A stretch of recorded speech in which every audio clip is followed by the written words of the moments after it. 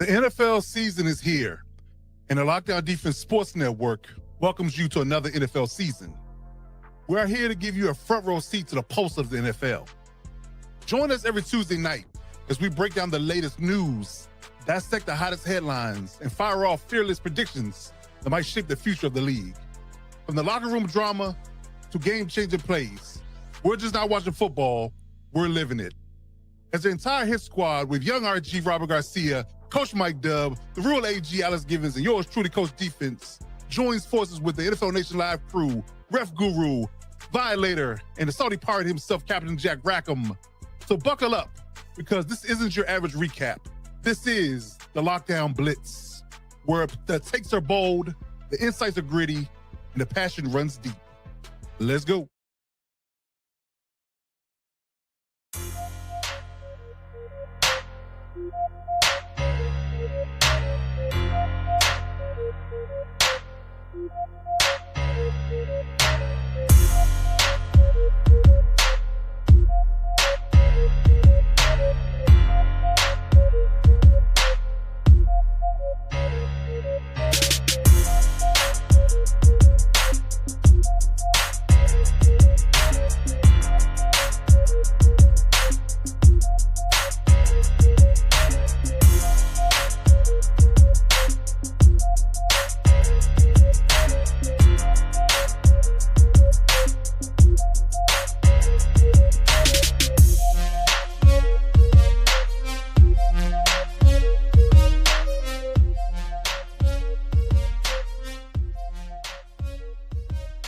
All my heavy hitters and lockdown defenders, welcome to the Lockdown Blitz.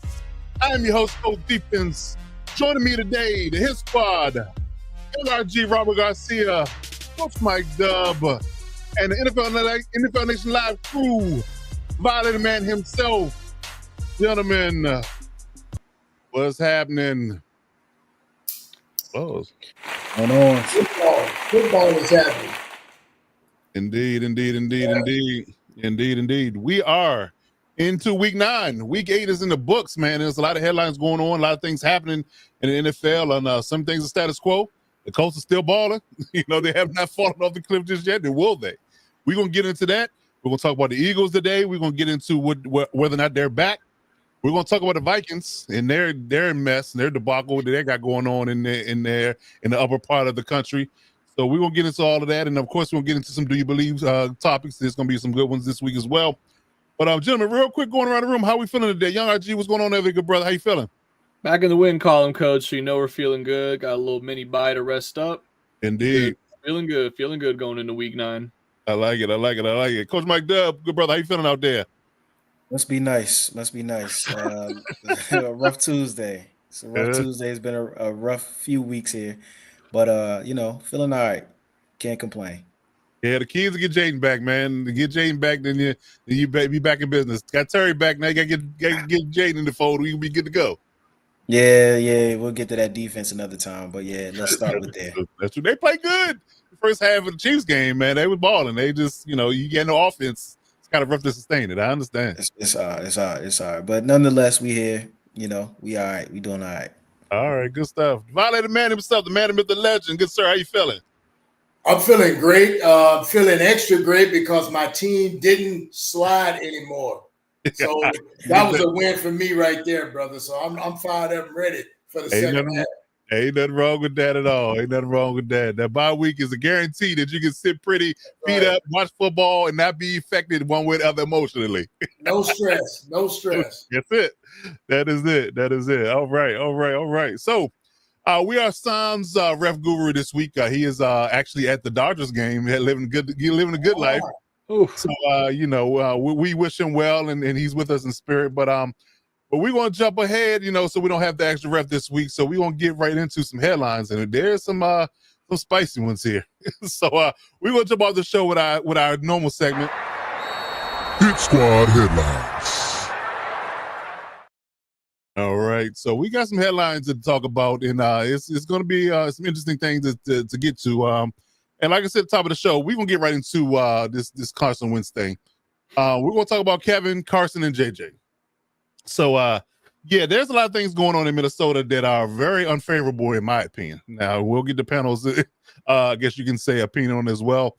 But I'm really not liking how they've dealt in trading Carson Wentz in the past several weeks. So, to give a quick backstory, now that we have most of the information that's come to light, the October 5th game, which was in England, I believe, they were playing the Browns, I want to say. Steelers, and they were, in a heated battle, and Carson Wentz suffered a dislocated shoulder in that game. That game, he came down with a dislocated shoulder. The team knew it. Not sure exactly when at what point it happened in the game, but he continued to play. He continued to play 2.5 subsequent games after that, and it's come to light now that he had not only a dislocated shoulder, he had a torn labrum and a fracture in his shoulder as well. That is now going to require surgery. He's seasoning the surgery, so he is out for the year now. Robert and I got a bird's eye view of him on Thursday night going against the Chargers, and him and I both said collectively to each other that there's no reason he should have been out there on the field at all. You can see he was writhing in pain every time he took a hit or a bump or just a knock on that shoulder. He was driving in immense pain, but they rolled him out there anyway. And in the last couple of games, and it's very, I guess you can say, very telling in what is going on with the Minnesota Vikings at this point, because JJ McCarthy is, for all accounts, been an emergency quarterback, i.e. the third quarterback on the roster in the last couple of games, which means he was medically cleared to play from a high ankle sprain that happened 5 weeks ago. So from that perspective, you glean with it from what you want, but they really rolled that man Carson Wentz out there just to die to the wolves, because they could have paid Brosman at any point, their third string quarterback, or they could have paid JJ McCarthy at any point, and they did not. So I think that I think they really did Carson Wentz a disservice, and I would really be highly upset, about how the Vikings treated him. I understand he wants to be a baller and wants to be, a tough guy and things of that nature. It is a gladiator sport, but from the medical staff to the coaching staff, in my opinion, they did him a great disservice, and sometimes you got to save players from themselves, and they did not do that in this particular aspect of it. So I want to get the panel's opinion on this particular aspect of it, and please tell me how you feel about it. Do you think this is not only, I guess you can say, isolated incident, maybe it's a microcosm of what goes on in the league week in and week out? So yeah, give me your thoughts and tell me how you feel about this, because I'm really up in arms about how they treated Carson Wentz. Again, no man should be treated that way and feel like he's forced to play because they don't want to, quote unquote, throw anybody else out there or protect their, future quarterback for whatever their reason that might be. I'm gonna start with Young RG. Please tell me exactly how you feel about this particular topic, and give me your thoughts on what you think what do you think the Dolphins' rationale was? The Dolphins? I mean, not the Dolphins, but the Vikings. No, you're good. Yeah, I honestly couldn't even tell you what their rationale was, because the thought process behind this move to essentially just leave Wentz out there, like DZ saying, they legally tried to kill that man on live TV. Like they are down 24 with 6 minutes left to go in the fourth quarter. The game is clearly done. You have no shot of coming back and winning that. You have, like you mentioned, Brosmer, the rookie third stringer, who is itching to just get some kind of playing time, I bet, because he knows he's not going to get anything behind JJ, and you brought in Wentz. Right. So I truly don't understand, and it blows my mind because we, prior to this, had always looked at the Vikings as like a very well-run organization, takes cares of its players. They were the first team to give Kirk that fully guaranteed 3-year deal. For whatever you think of Kirk, the quarterback, the player, we're just talking about NFL players in general, you always cheer a guy can get his money. Obviously the quarterback's a little different, but especially that's what all these players strive for is guaranteed contracts, and the Vikings provided that. And to just see the disservice they did this veteran man, I mean, like you mentioned, he gets injured against the Steelers overseas. There's no reason at that point, like even if JJ, you're not comfortable starting him, throw in the third string. Like he's going to be much better than a hobbled, one-armed Carson Wentz. Carson Wentz already, not trying to bag on Wentz more than he already has gotten, but he's not a great quarterback to start with. So why not just see what you got in this kid, Brosmer? And hey, maybe it's another Brock Purdy situation, and then it's like, now you find that out before you got to pay JJ. Great. But no, instead you leave this man out there to die. And I'm sure a lot of people turned off the game by the time we had talked about this in our group chat. Like I said, down 24 with 6 minutes left. They throw him back out there and he gets destroyed 2 more times. And then, they cut to the pass break or whatever. It cuts back to him and he's just on the floor, just writhing in pain. And Kirk Herbstreit had the audacity to say, well, you got to maintain composure in that situation. Hell no, dude. They just threw my ass out there to die. I'm not maintaining for nobody. Right. I'm going to let this building and these people watching know how I'm feeling and know how I'm getting treated here. And regardless of what you think of Wentz the player, that is not nobody should be forced to trot out there with those injuries, especially a quarterback. Yeah, and I would like to believe that, I would argue that Kirk Herbstreit probably is regretting those words now. Now he knows the full story, because that is the very, at the time, I'm not even sure why he said it to begin with, but even knowing what you know now, you definitely need to walk that back and say, hey, that was very ill-timed comment and things of that nature. But yeah, again, if he's in pain, clearly he's in pain. I mean, these guys are football players. Carson Wentz been playing football all his life. I'm sure he's dealt with a high level of pain before. So if he's writhing that bad, it has to be for a reason. He's not being dramatic for effect. I don't believe that at all. So I definitely agree with you there that Kirk Herbstreit's comments were very ill-timed, and I would have just kept my mouth closed on that one. But that's just me. Violator, good sir, how you feel about this particular situation? What are your thoughts on it?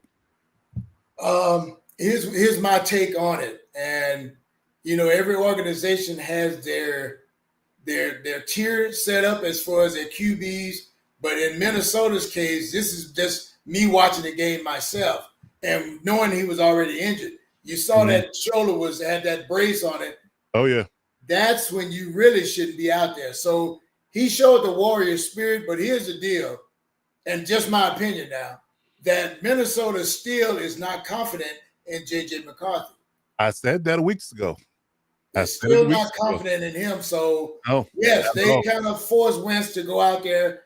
And the beating that he took in the Chargers game alone had me cringing. So when he's laying on the turf, like you say, just screaming in pain, that guy's hurt because he usually drags himself up, shakes it off, and let's go. Well, he did that a couple of times in that game. But I forgot who hit him, but when he hit the turf, he like, look, take me home right now. Right. But I think Minnesota really is regretting, letting their other quarterback leave, trade him to Seattle and thinking that they had this golden goose with JJ. I don't think they're that confident in him running that offense. I agree. I definitely agree with that. Yeah, I don't believe that they have any faith in what he is. I think there's his issues with injuries. I think his frame, people have been questioning, he doesn't have enough weight, behind him to, sustain the beating that he would take in the NFL and things of that nature. So I think they have a lot of buyer's remorse. I'm right there with you.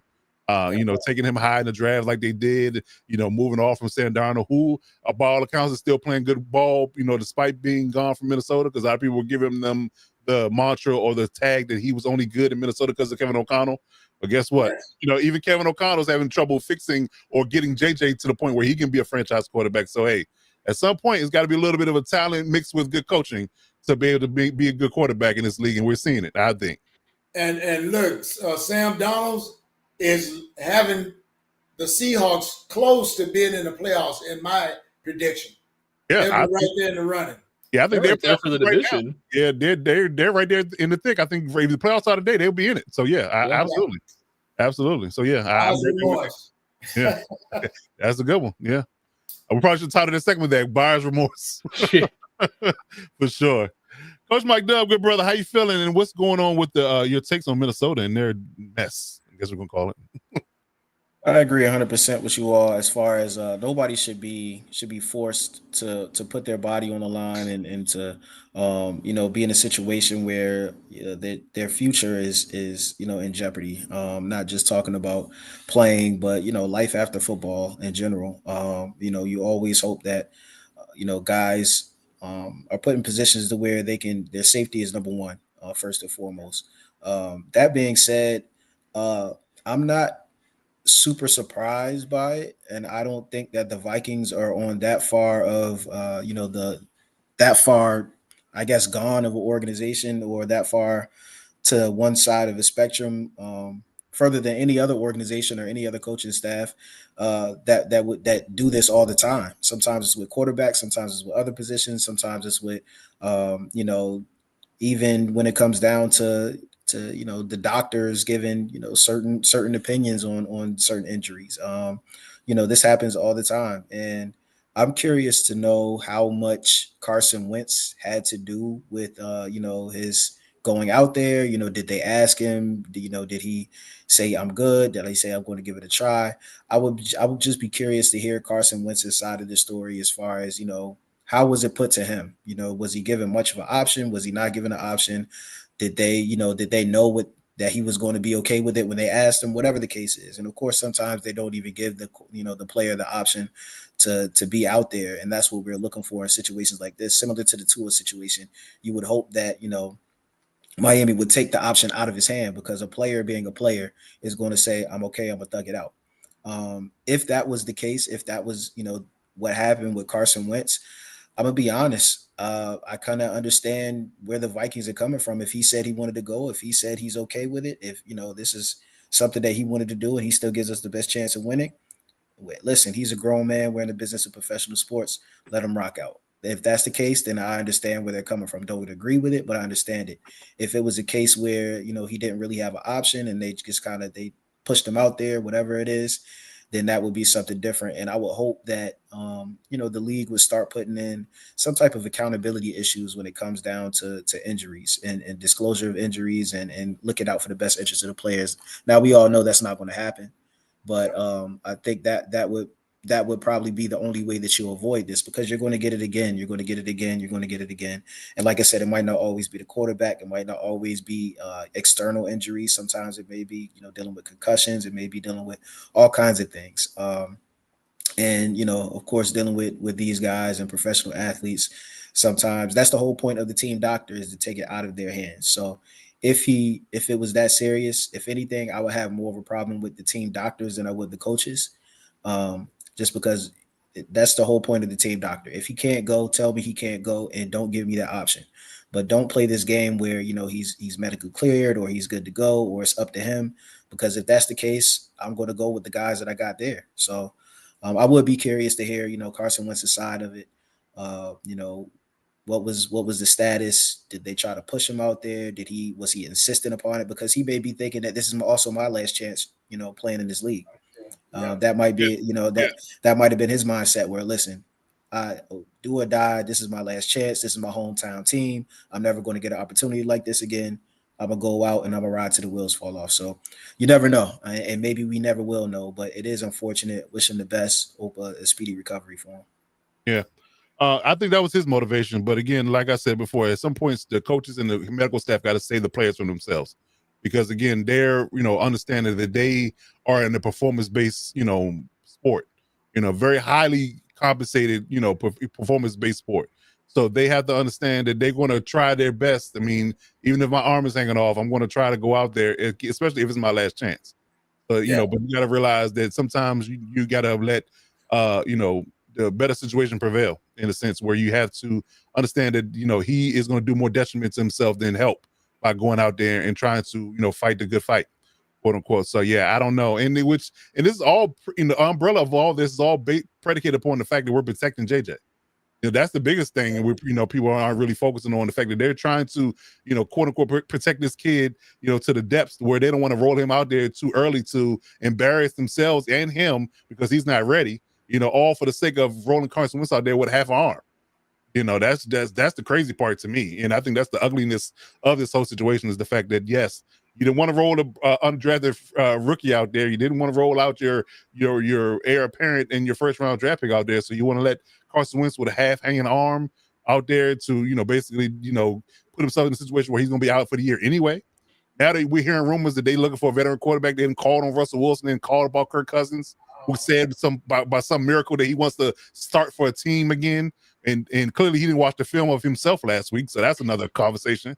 But, that again, this tells you everything without saying the quiet part out loud, is that they don't have any faith in J.J. McCarthy. And I've been saying it. That's why I said that if Carson Wentz was healthy, and clearly I didn't know the extent of his injury when I said this, but I said, based upon my feeling in my gut about how they're handling the situation, they didn't believe in him, and I thought Carson was going to be the starter for the rest of the season. Now, because he's hurt and because he's out, they have no choice but to roll him back out there. But I'm gonna watch with bated breath to see how he performs in his next game, because I think there's going to be a disaster, in my opinion, from J.J. McCarthy's perspective. I think the Vikings, I think it's a mixture of the Vikings got really unlucky with bringing in Sam Darnold the same year you draft McCarthy. Because at that point, after Sam balls out, you can't just cut a first-round pick. The GM and the ownership is going to be like, yeah, no, that's not happening. Right. You invested in this, so now we are going to see what he is. And so you I feel like in that regard, I'm not in any way justifying how the Vikings handled this situation in particular. Right. But in that regard, solely looking at the draft and the signing of Sam Darnold, off season, they kind of screwed, because nobody was expecting Sam. I don't even think they were expecting Sam to absolutely blow up like he did. Obviously, nobody expected it. You go get 15 wins. Exactly. It's a really tough situation to be in, because on one hand, if you commit to the rookie, everybody's looking at you like you're crazy. This dude just led you to 15 wins. What are you doing? But if you commit to the dude that just led you to 15 wins, everybody's going to be like, you just drafted a rookie in the first round who you claim is going to be your next savior, your next franchise quarterback, and you're already going to give up on him, and he hasn't even played a snap of regular season football. It's like, what do you do? Yeah, I agree with you, Robert. Here's the deal. Like you say, when it was time to pay Sam Darnold, and that, I think it was a money issue. They didn't want to re-up him. So it's like, well, in their eyes, then you become expendable, because we got this shiny brass rookie, but then they see him every day at practice, and they know. And I'm referring back to the Vikings-Chargers game.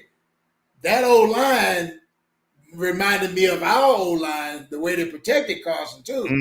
So, they are in a pickle right now, because they got to roll JJ out there, and he'll be like a deer in headlights.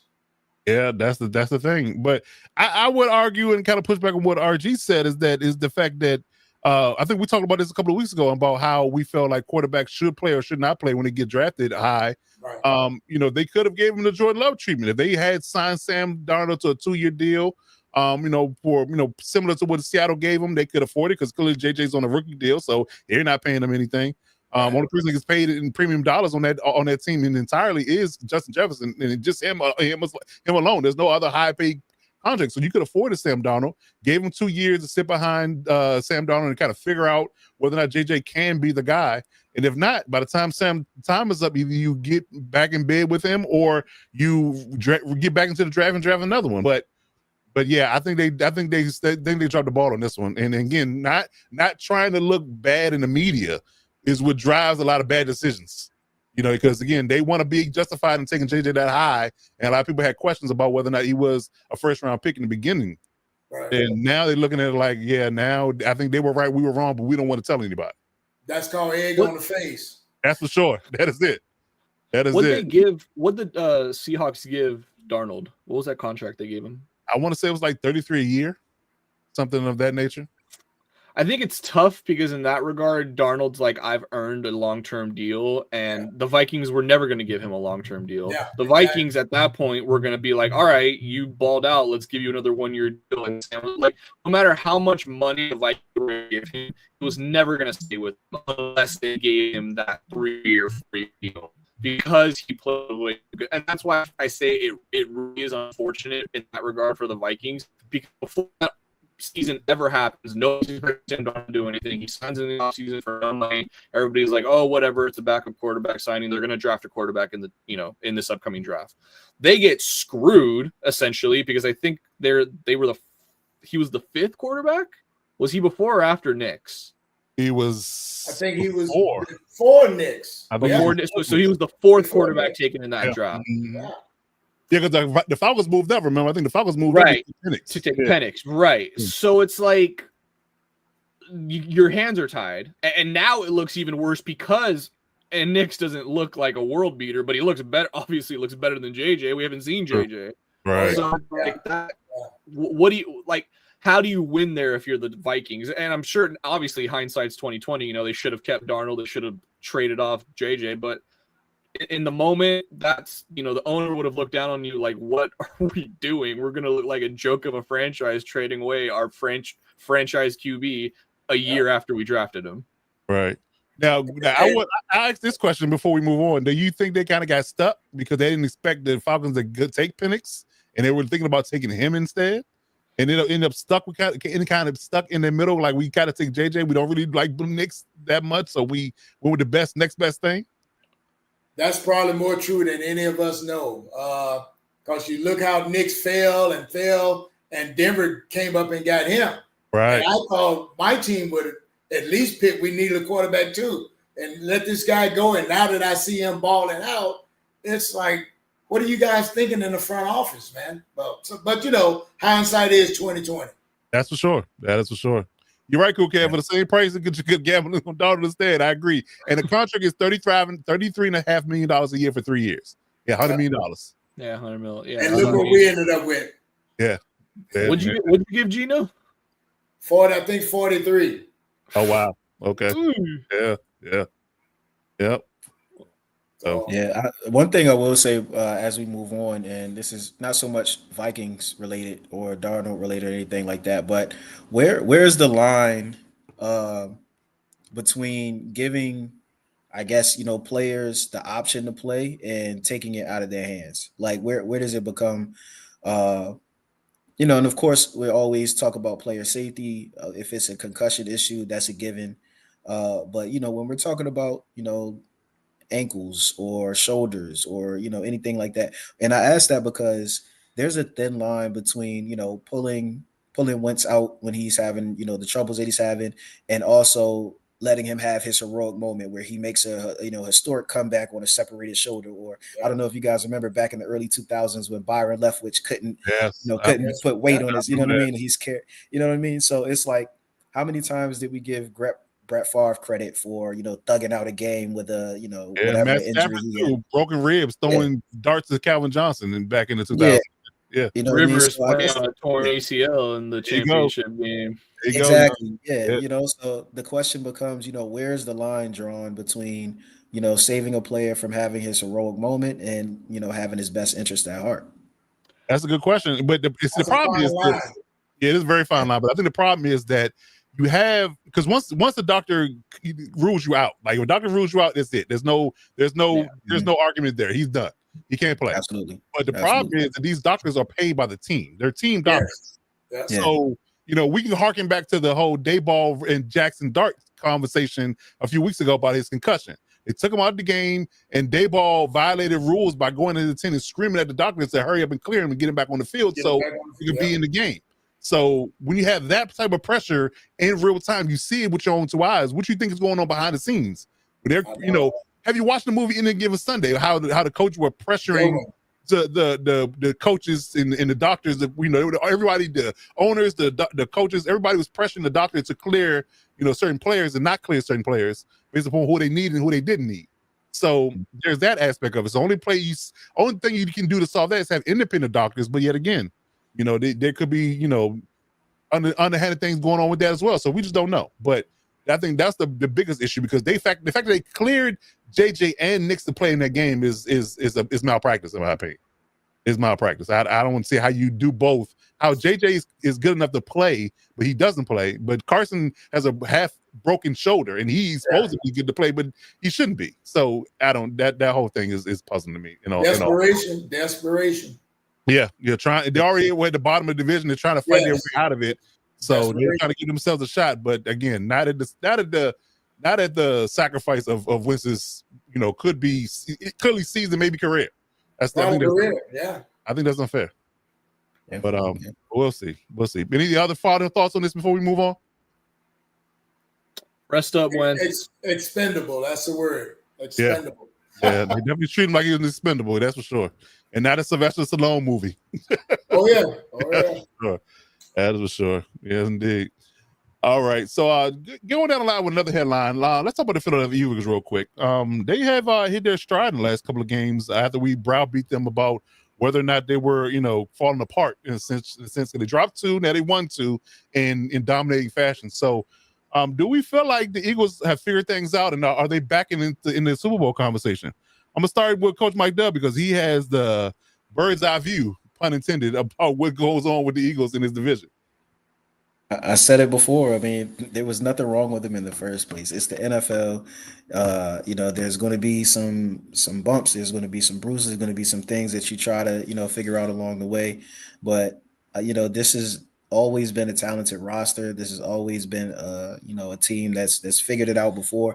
They went through something similar like this last year, where, everybody was, getting on them and coming down on them and basically saying they're not looking how they should look, all this stuff like that. And then they put it together. Now, this time it's just been a little bit different. I wonder if, how much of their game plan was changed because they knew AJ wasn't going to be out. I don't know if that made a difference, but one thing I will say is it's hard to, and I know this is, they have vehemently shut down requests for AJ and all this stuff like that, but it's hard not to see that this team does look different when they don't have to worry about, trying to game plan for AJ or trying to get him involved, or there's not a big dark cloud over, well, I wonder, if AJ is going to be happy. And of course, they shoot it down all the time. AJ says he just wants to win, but you can't help but read body language. You can't help but have to answer those questions in the locker room. And, I know, like I said, they're shutting down trade requests for him, but this team looks different when they don't have to worry about that. And then you got Devontae Smith, who's pretty much showing that he can shoulder the weight of being a number one. Yeah. So, I know, like I said, this is not a question that they really want to answer right now, but I can't help but to wonder how much of a cloud AJ is in that locker room. Like they said, they've seen this before with T.O., and maybe they don't want to repeat, maybe that's why, they're so adamant about now, that's not what this is, whatever the case is. But this team looks different when they embrace their identity, which is, ground and pound. They're not going to have 2,000-yard receivers, or they don't need to have 2,000-yard receivers. They have a certain identity.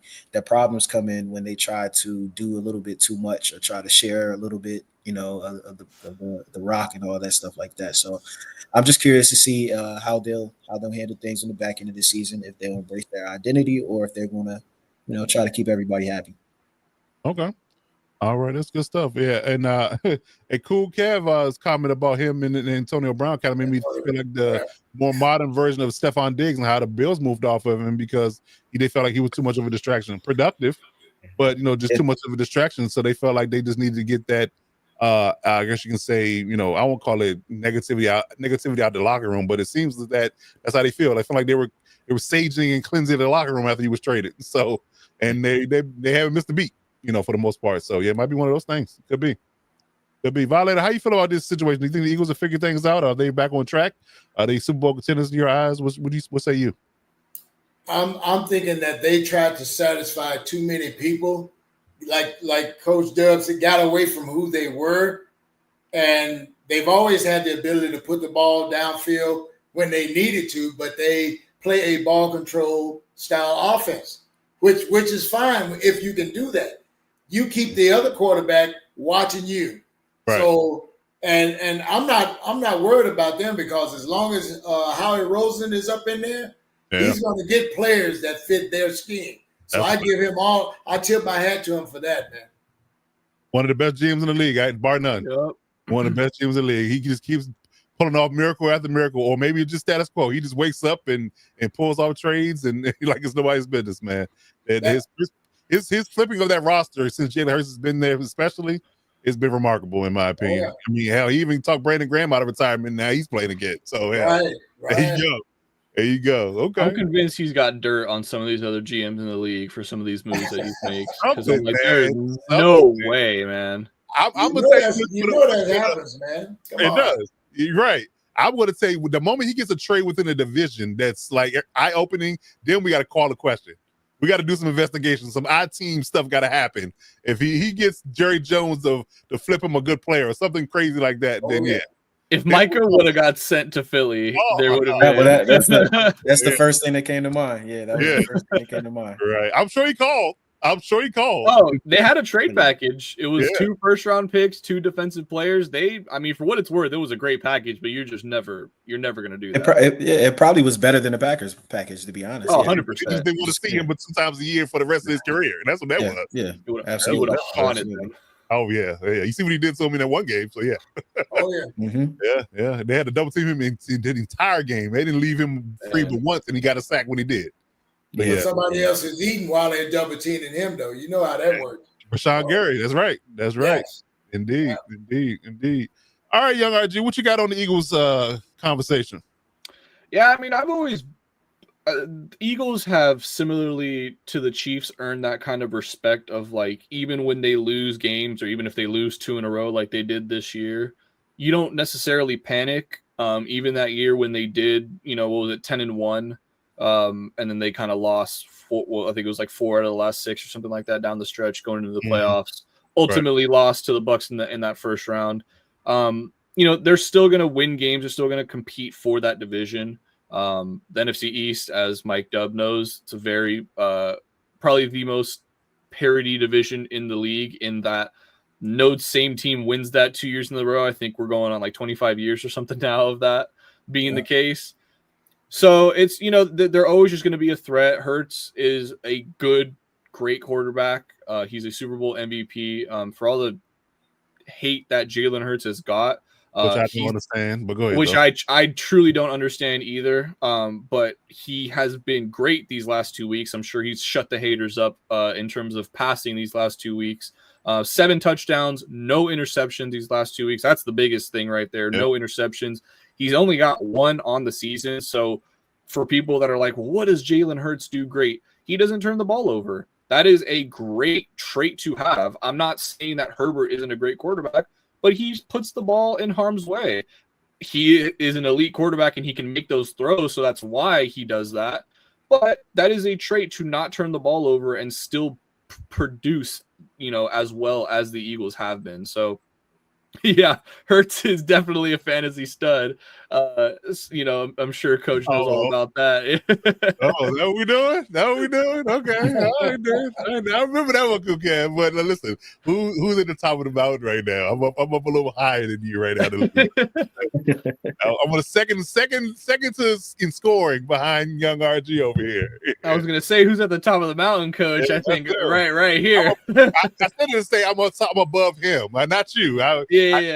You're a DZ, but I'm flying high right now on that side. I'm good. I'm good to go. Cool Kev with the low blow, the low hanging fruit, man. He did beat me that week, but since then I went on a run. Thank you, Cool Kev. Since that loss, I haven't lost. How about that? Got motivated, Coach. It's best to let sleeping dogs lie sometimes. I'm saying. But yeah, Hurts, great quarterback. No issues with him. He's proven it these last couple of weeks. And Saquon, I mean, finally Saquon having the breakout game. This is what the Eagles fans have been waiting for. 150 rushing yards. First handoff he gets of the game, he takes 65 yards to the house. For people who don't understand just how badly he needed that run in and of itself, that 65-yard run, he had more rushing yards in that one rush alone than he did in his last 6 games this season. Right. So, I mean, that just goes to show you. I mean, that's what makes Saquon great is he has that pop ability to just at any given moment, no matter where you are on the field, he can take it the distance and just completely flip the game on its head. And in this case, he just gave the Eagles insane momentum to ultimately, beat. And we'll get to Scatterboo, I'm sure, later in the show. But truly unfortunate. Prayers that we won't talk about injury. Prayers up to him, man. That for sure, man. That looked atrocious. Brutal injury there, man. Definitely prayers up to Scatterboo, man. He was having a great year. Definitely didn't like to see that at all. But yeah, I'm about to buy my ticket back on the Eagles train. Let me say it that way. I'm working on it. I'm standing at the ticket booth, looking at the prices, saying, do I really want to purchase this ticket and ride back down to Philly? I'm not sure yet, but I'm thinking about it. Because, like I said, those issues that they had were valid issues. Their pass rush, they went out and got Brandon Graham for that reason. Uche look like he's doing pretty much better. Jalen Carter is on the field consistently between his suspension and injuries that was affecting it. And the offense just didn't look right. For the first few weeks under this new OC, so that was a concern. But he, amongst everybody else, just decided not to be stubborn and to say we're just going to lean on what we do best and run the freaking football, and all of a sudden that opens up everything else, and they look like a well-oiled machine again. So if that is the situation and they figure that thing out, then yeah, I think they're right back in the conversation for sure. Assuming they can, they can hold people down on defense and they can run the offense like they ran in the last 2 weeks, then yeah, I would be concerned. With Jaden Daniels, especially, coming back from his hamstring injury, trying to see how healthy he's going to be for the next couple of weeks. They got to get back on track.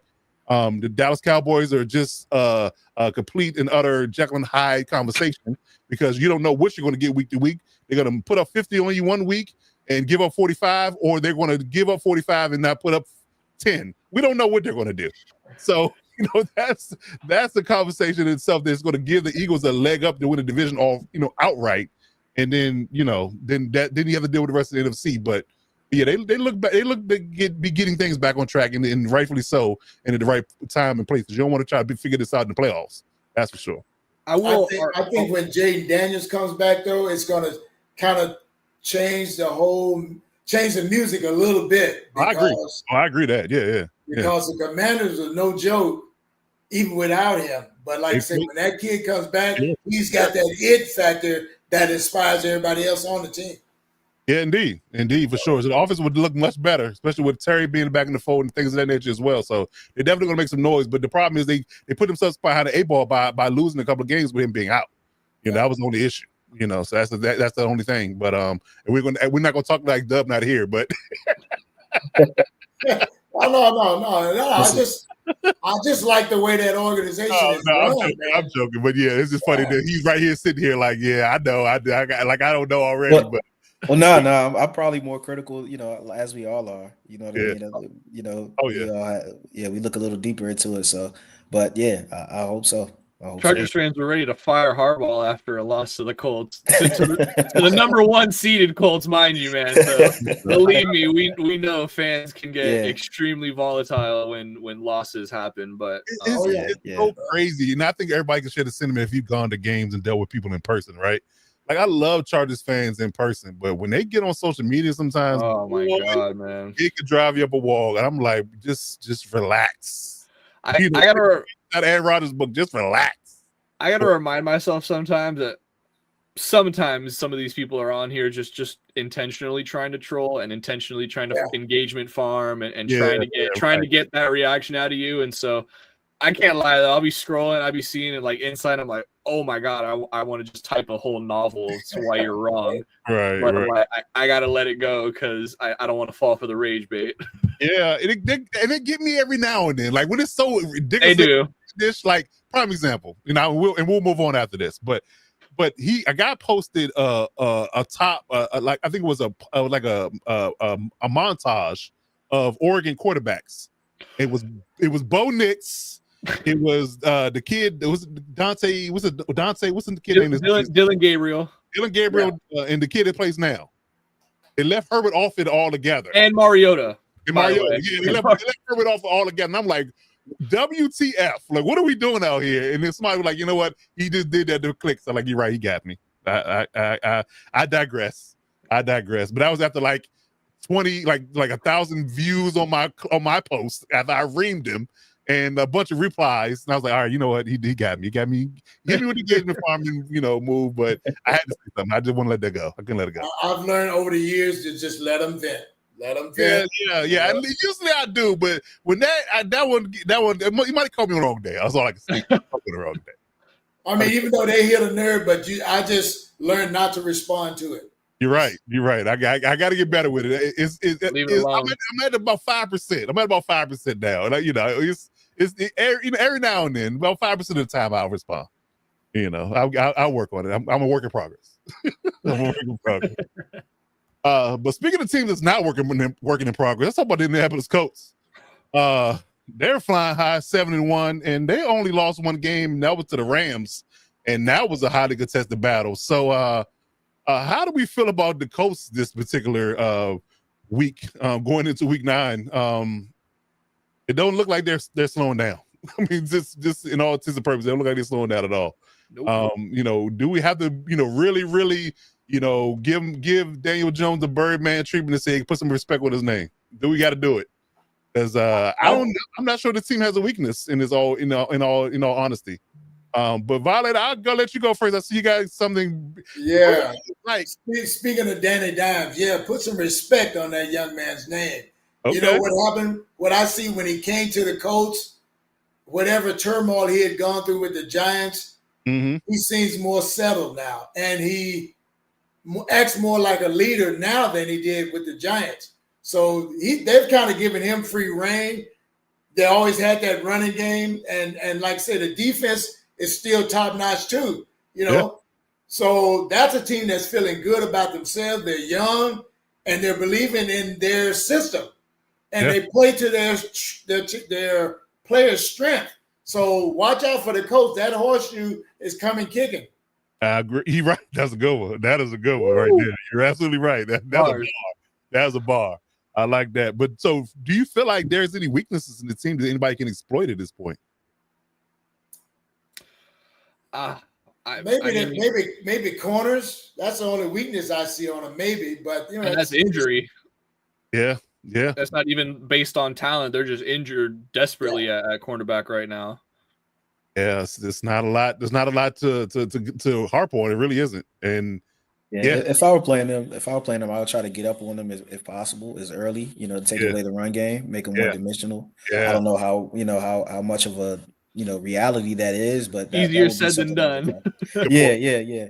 Even to the fact that I might take the ball first. Try to score and put the pressure on them. To where they it's not like they got to go up tempo. Yeah, that's a good one.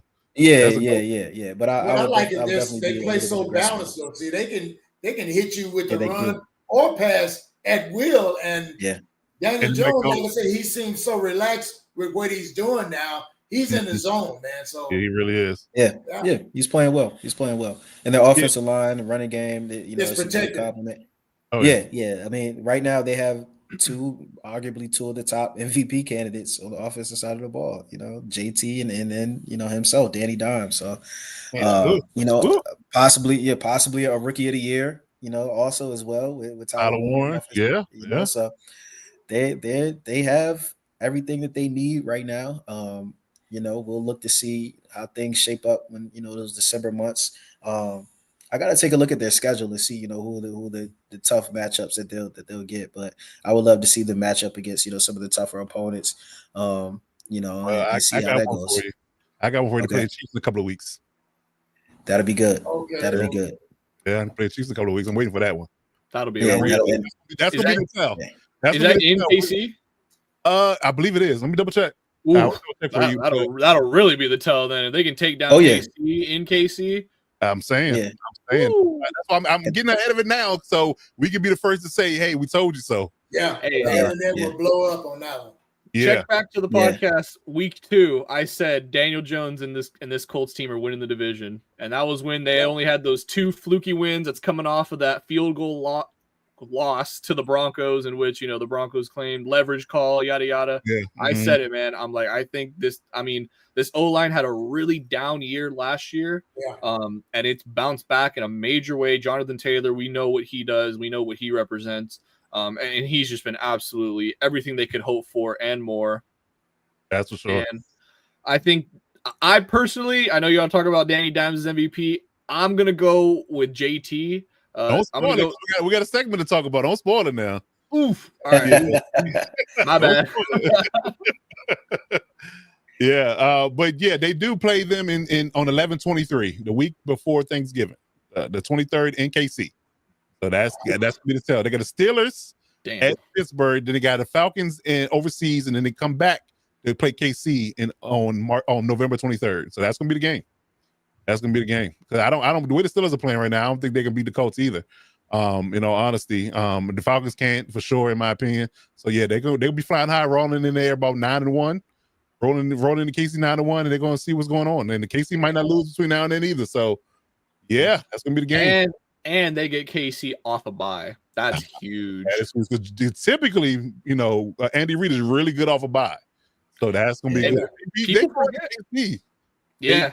They're going to KC and beat them with that. We talking They right got now. Lou Anarumo too as their DC, and Lou Anarumo is famous for giving KC fits in the playoffs. So that's a good point. He's the former Bengals coordinator who beat them in that playoff run. They took them to the Super Bowl. So yeah, yes sir. Yes, sir. Well, how about that? Lou Anarumo will get a few players on defense. All of a sudden, he can coach again, right?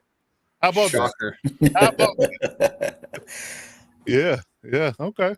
So I think we're all in agreement that the ultimate test is the KC game, but we do believe that they're well rounded. They don't see a whole lot of chinks in the armor. I think we all agree with that, right?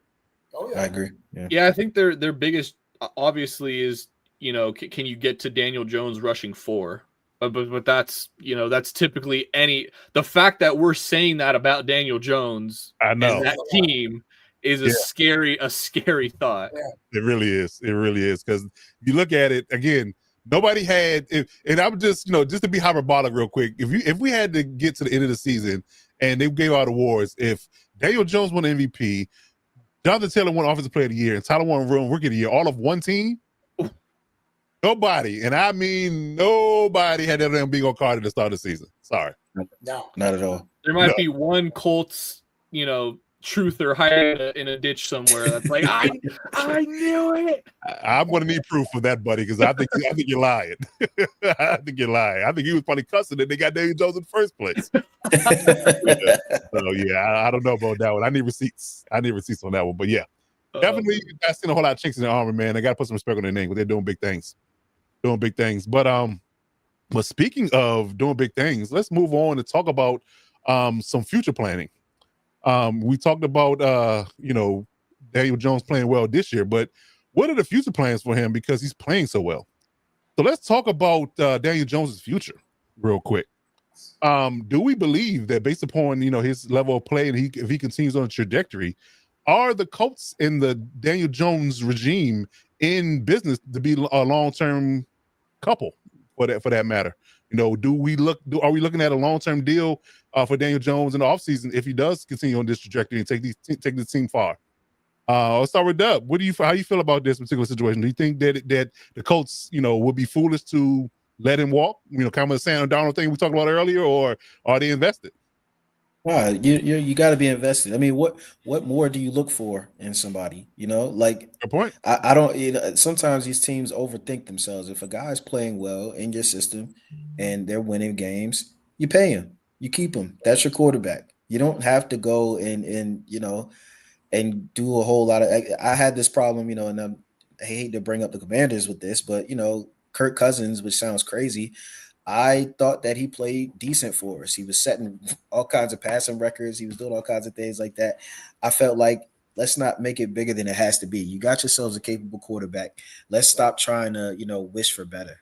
You know what I mean? And just trying to find the Tom Brady, the Peyton Manning, the sexy franchise guy that just came in being all this. No, look, you got a guy that's giving you all that you can ask for in this case, where he's got your team with, arguably 2 guys up for the MVP, another guy up for Offensive Rookie of the Year.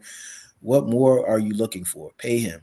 It's not like you have a rookie on the team that you're trying to, see what he's about or anything like that. If you don't pay him, you're going to have to go out and get an unproven guy anyway. So I don't understand it. And the thing is, last thing I'll say before I pass it on is it's not like Daniel Jones has a long track record of being an unsuccessful quarterback. He had one stop in New York, and that was it. And it ended bad. He had some flashes, but it just didn't end well. There's so many X factors that can go into that. It's not like everywhere he's been a complete failure and he's just been, terrible and all this stuff like that. This is his second stop. And he's proven that this may be the better fit for him for whatever reason. Maybe it's the scheme. Maybe it's the personnel. Maybe it's the building. Maybe it's the city. I think Daniel Jones fits a lot better in Indiana than he does in New York. You know what I mean? So it's just a lot of things that go into that. So long story short, listen, he's proven to be your guy throughout the first, 8-9 weeks, whatever. As long as he keeps this up, there's nothing more you should be looking for. Pay the guy. That's your quarterback. Ride out with him. If it doesn't work out, then when that contract is up, then we'll talk about it again. But this is your guy. I like it. Great job, Doug. Great job. Violator, how you feel about this topic? Do you think they should pay him or they should go back to Anthony Richardson? Listen, guys. We're talking football here, and what do they always say? It's a production-based business. That's for sure. So Daniel Jones is producing. And I think the Ursays will look at it like her father did. They don't just throw guys willy-nilly into the wind. He's learned his lesson. He learned his lesson by doing that. Now, they tried that new experiment with Anthony Richardson. I'm just going to write that off as maybe in the wrong system or just wasn't really ready for the NFL game. And now he stays injured, so he's going to be in question like, is he durable enough, even at his size? Right. But Daniel Jones is a truly seasoned veteran, and he looks comfortable in Indianapolis. So it's a marriage for both, made in heaven for both of them. So why would you mess that up? You know what I mean? Just to say, let's just change the tires because I don't like the way that one looks this week. No, you're looking for consistency. So you've got it with him. His line is protected, and he's got a badass running back. So play ball. That's it. I like it. Young RG, what you got on this topic? Do you think they should pay him, or should they wait it out? Colts absolutely got to pay him. Don't make the same mistake that the Vikings did when a seasoned vet strolls into your locker room. You have zero expectations going into the season.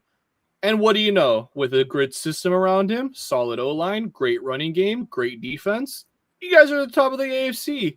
Who would have thunk if we give these quarterbacks, these first-round talent quarterbacks, talent around them, they succeed? Wow, it's such an concept. What a concept. It's crazy. And for Colts fans, I truly do like I know Colts fans are going to be and are extremely appreciative of Daniel Jones and what he is providing for them, because ever since Luck has retired, it has been a nightmare for Colts, and they've been on that QB carousel for the last 6-7 years, and they have not been able to get off of it. It's been a ride from hell. He has finally, like Violator was saying, has finally brought that stability to that position that they were severely lacking this entire time post Luck. And when that happens, and it just all meshes perfectly together, the right combination of things happen for this kind of season to transpire, you absolutely extend him and you absolutely keep going at it. This is a weak division. You can absolutely run this table for the next 4 to 5 years. Jonathan Taylor's only 26 years old. Yeah. He's still got 4 at max 4 great years left. Yeah, I agree. Why not? I agree. And again, with Anthony Richardson being your succession plan award, what your thoughts were going into the season, he's not making any money as well. Like JJ McCarthy in Minnesota, you got the money. I mean, they're not paying anybody but JT on that and the entire team. JT and Quentin Nelson are the highest paid people on their team outside of that. So you got the money.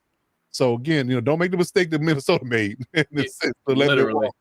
Don't make the same mistake twice. Learn from other people's mistakes. That is a very wise move, to learn from other people's mistakes. But yeah, cool cat. Maybe you just need some maturation, buddy. Again, he don't get that 5th-year option picked up, and he starts to, get to that level where he's played enough football or seen enough football so he can figure things out. But we're not sure at this point with Daniel Jones playing the way he's playing. He's going to have a shot in Indy right now. He might have to go to another team to get looked at. But yeah, we'll see how things flow, man. But I think at this point, he could. I mean, unless he completely falls on his face, which doesn't look like he's going to at this particular juncture. They have no choice but to dole out the dough. And an interesting thing about this too, they don't have to go top of the market either because he hadn't had any, quote unquote accolades to lean on to say I deserve top of the market money. So they could get a steal in a sense, give him more Sam Darnold deal rather than the Dak Prescott deal. I'm glad you brought that up, Coach, because I want to say something. Please. If Tua, if Trevor Lawrence, if Kirk Cousins, I could go on naming these quarterbacks. Brock Purdy, that was the one I was trying to think of. If these guys can all get contracts based off team success, right? Daniel Jones should be no different because he's shown you that in that he is a main cog in that team. Tua, Trevor, all those other guys, I could either get the same amount of production or probably better production throwing other quarterbacks in there. With Daniel Jones in there, he is running that offense smoothly. They have had really no big, competitive games minus that Rams game, like you mentioned. And we all think the Rams are an NFC Super Bowl contender. Yes. Oh, yeah. Absolutely. Got my vote at the beginning of the season, so I'm riding with it. For sure. Yeah. Great points. Great points on the round. So yeah. In Indianapolis, the Irsay family, if you're listening, man, yeah. In the words of Richard Pryor, pay the man. Pay the man. Pay the man. All right. Good stuff. Yeah, I like it, Kev. Yeah, to give him the Darnold type deal. And that works. $100 million, 3 years. Let's see if it works, man. Let's get it done. Let's get it done. Why not? And again, that's not top of the market. So you still got the ability to go out and get him more weapons. In the draft or free agency. So yeah. Yeah, I like it. I like it a lot. Okay, good stuff. All right. So let's move on to our highly anticipated segment called Do You Believe? So this is a segment where I give the panel some off-the-cuff questions. They don't know what the questions are prior to. There's no prep involved in this situation. So this is a real-time reaction that you get when I give them these questions. You get real-time answers. Don't have a whole lot of time to jot down notes and do any research. So it is off the cuff. But there's some good questions here that I got this week. So for the panels, this all should be pretty good. And it's a little bit centered around quarterbacks as the theme of the podcast has been going on so far. So I'm gonna start with Dev this week. RG kind of gives me give me that look every time I start with him first. So I'm gonna start with Dev this week. But I do got one good one for you, RG. So you can wait for that one. That'll be a good one. That'll be a good one. But speaking of quarterbacks, we're gonna move over to NFC. Dub, do you believe that Ben Johnson can make Caleb into a franchise quarterback? Yeah, I do. I do. I think part of that comes with maturity with Caleb. I think a lot of his early, and of course it's only been a year and a half, but a lot of his earlier games that didn't look too good was just him trying to do a little bit too much. And I think the more he settles in, he's definitely got the talent. I think he's definitely got the ability, and I think he definitely wants it. So those are some of the soft skills that you need. Talent and ability, that alone will get you some longevity in this league, and being the number one pick is going to get you some longevity in this league. So yeah, I think he does. I think that will it be with Chicago? Possibly. I think that it definitely can be in Chicago. I think we'll see him there for quite some time. I still go on record as saying I don't know if we'll ever see a 4,000-yard passer in Chicago, because it's Chicago and it's the Windy City, and every team that they've ever had that's been good has been running the football and playing defense for a reason. Yeah. So I don't see why they want to be this air attack team, but nonetheless, I think that Caleb Williams does have the ability to succeed in this league, and I think Ben Johnson, if you remember him back in Detroit, the strength was his run game. And if you look at them, when they play well this year in Chicago, it's because Swift is playing well and they have a balanced attack. So it might not be being a 4,000-yard passer. Maybe it's in a different way. But I think that we can see Caleb Williams being a franchise quarterback in this league. It's possible. I like it. Okay, good stuff. All right. All right. Bye later, good sir. I got an interesting one for you. Bring it. All right. So when we're talking about the Steelers who just dropped another ball game this past week, do you believe that the Steelers can hold a division lead down the stretch going into the back end of the season?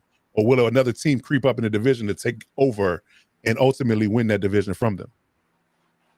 I don't believe it, and here's why. Because I'm leaning more towards Cincinnati on the return of Joe Burrow, whenever that is. Okay. Because they're treading water right now.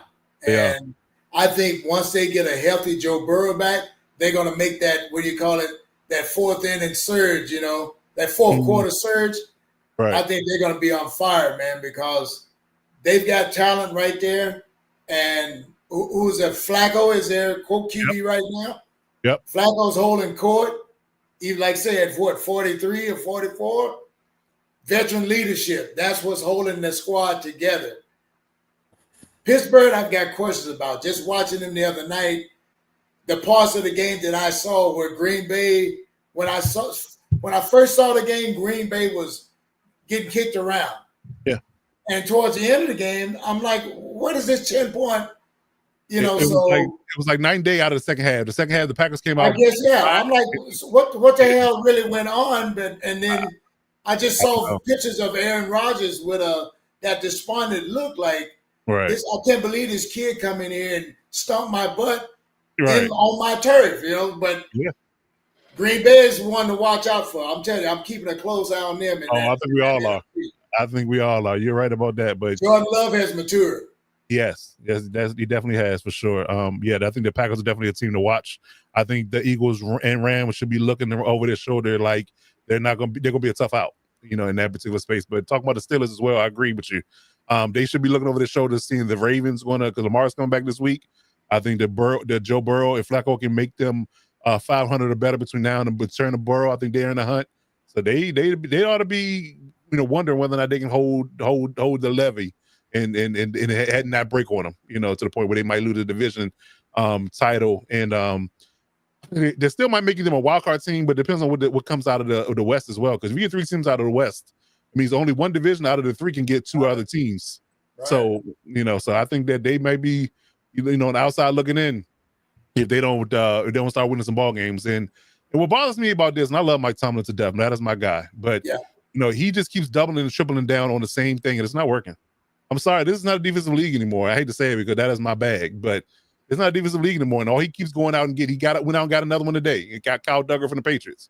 He keeps getting more and more defensive players to fit this, flailing defense. They get more and more players and play worse defense. I just don't understand it.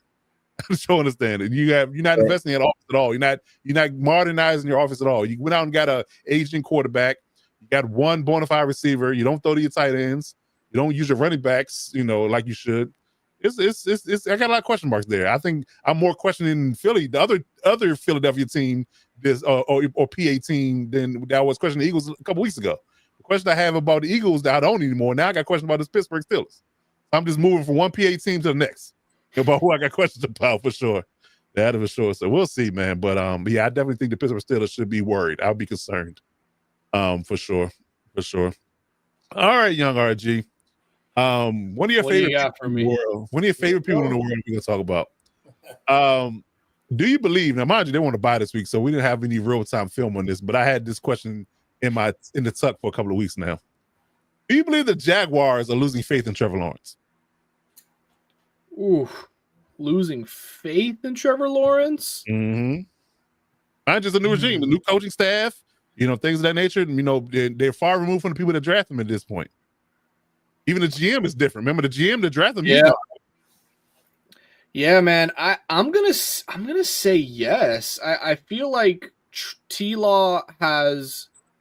If we want to talk about first overall busts, besides that one playoff game that Brandon Staley just allowed him to come back into, he hasn't shown us anything. There's been no leading of the team, and even when they were great, he still had very pedestrian numbers, and they've given him talent. I mean, they gave him technically 2 back-to-back first-round wide receivers, and Brian Thomas Jr. and now Travis Hunter. Yep. You have a great running game now with Travis Etienne and Scootin' Tootin'. And Scootin' Tootin'.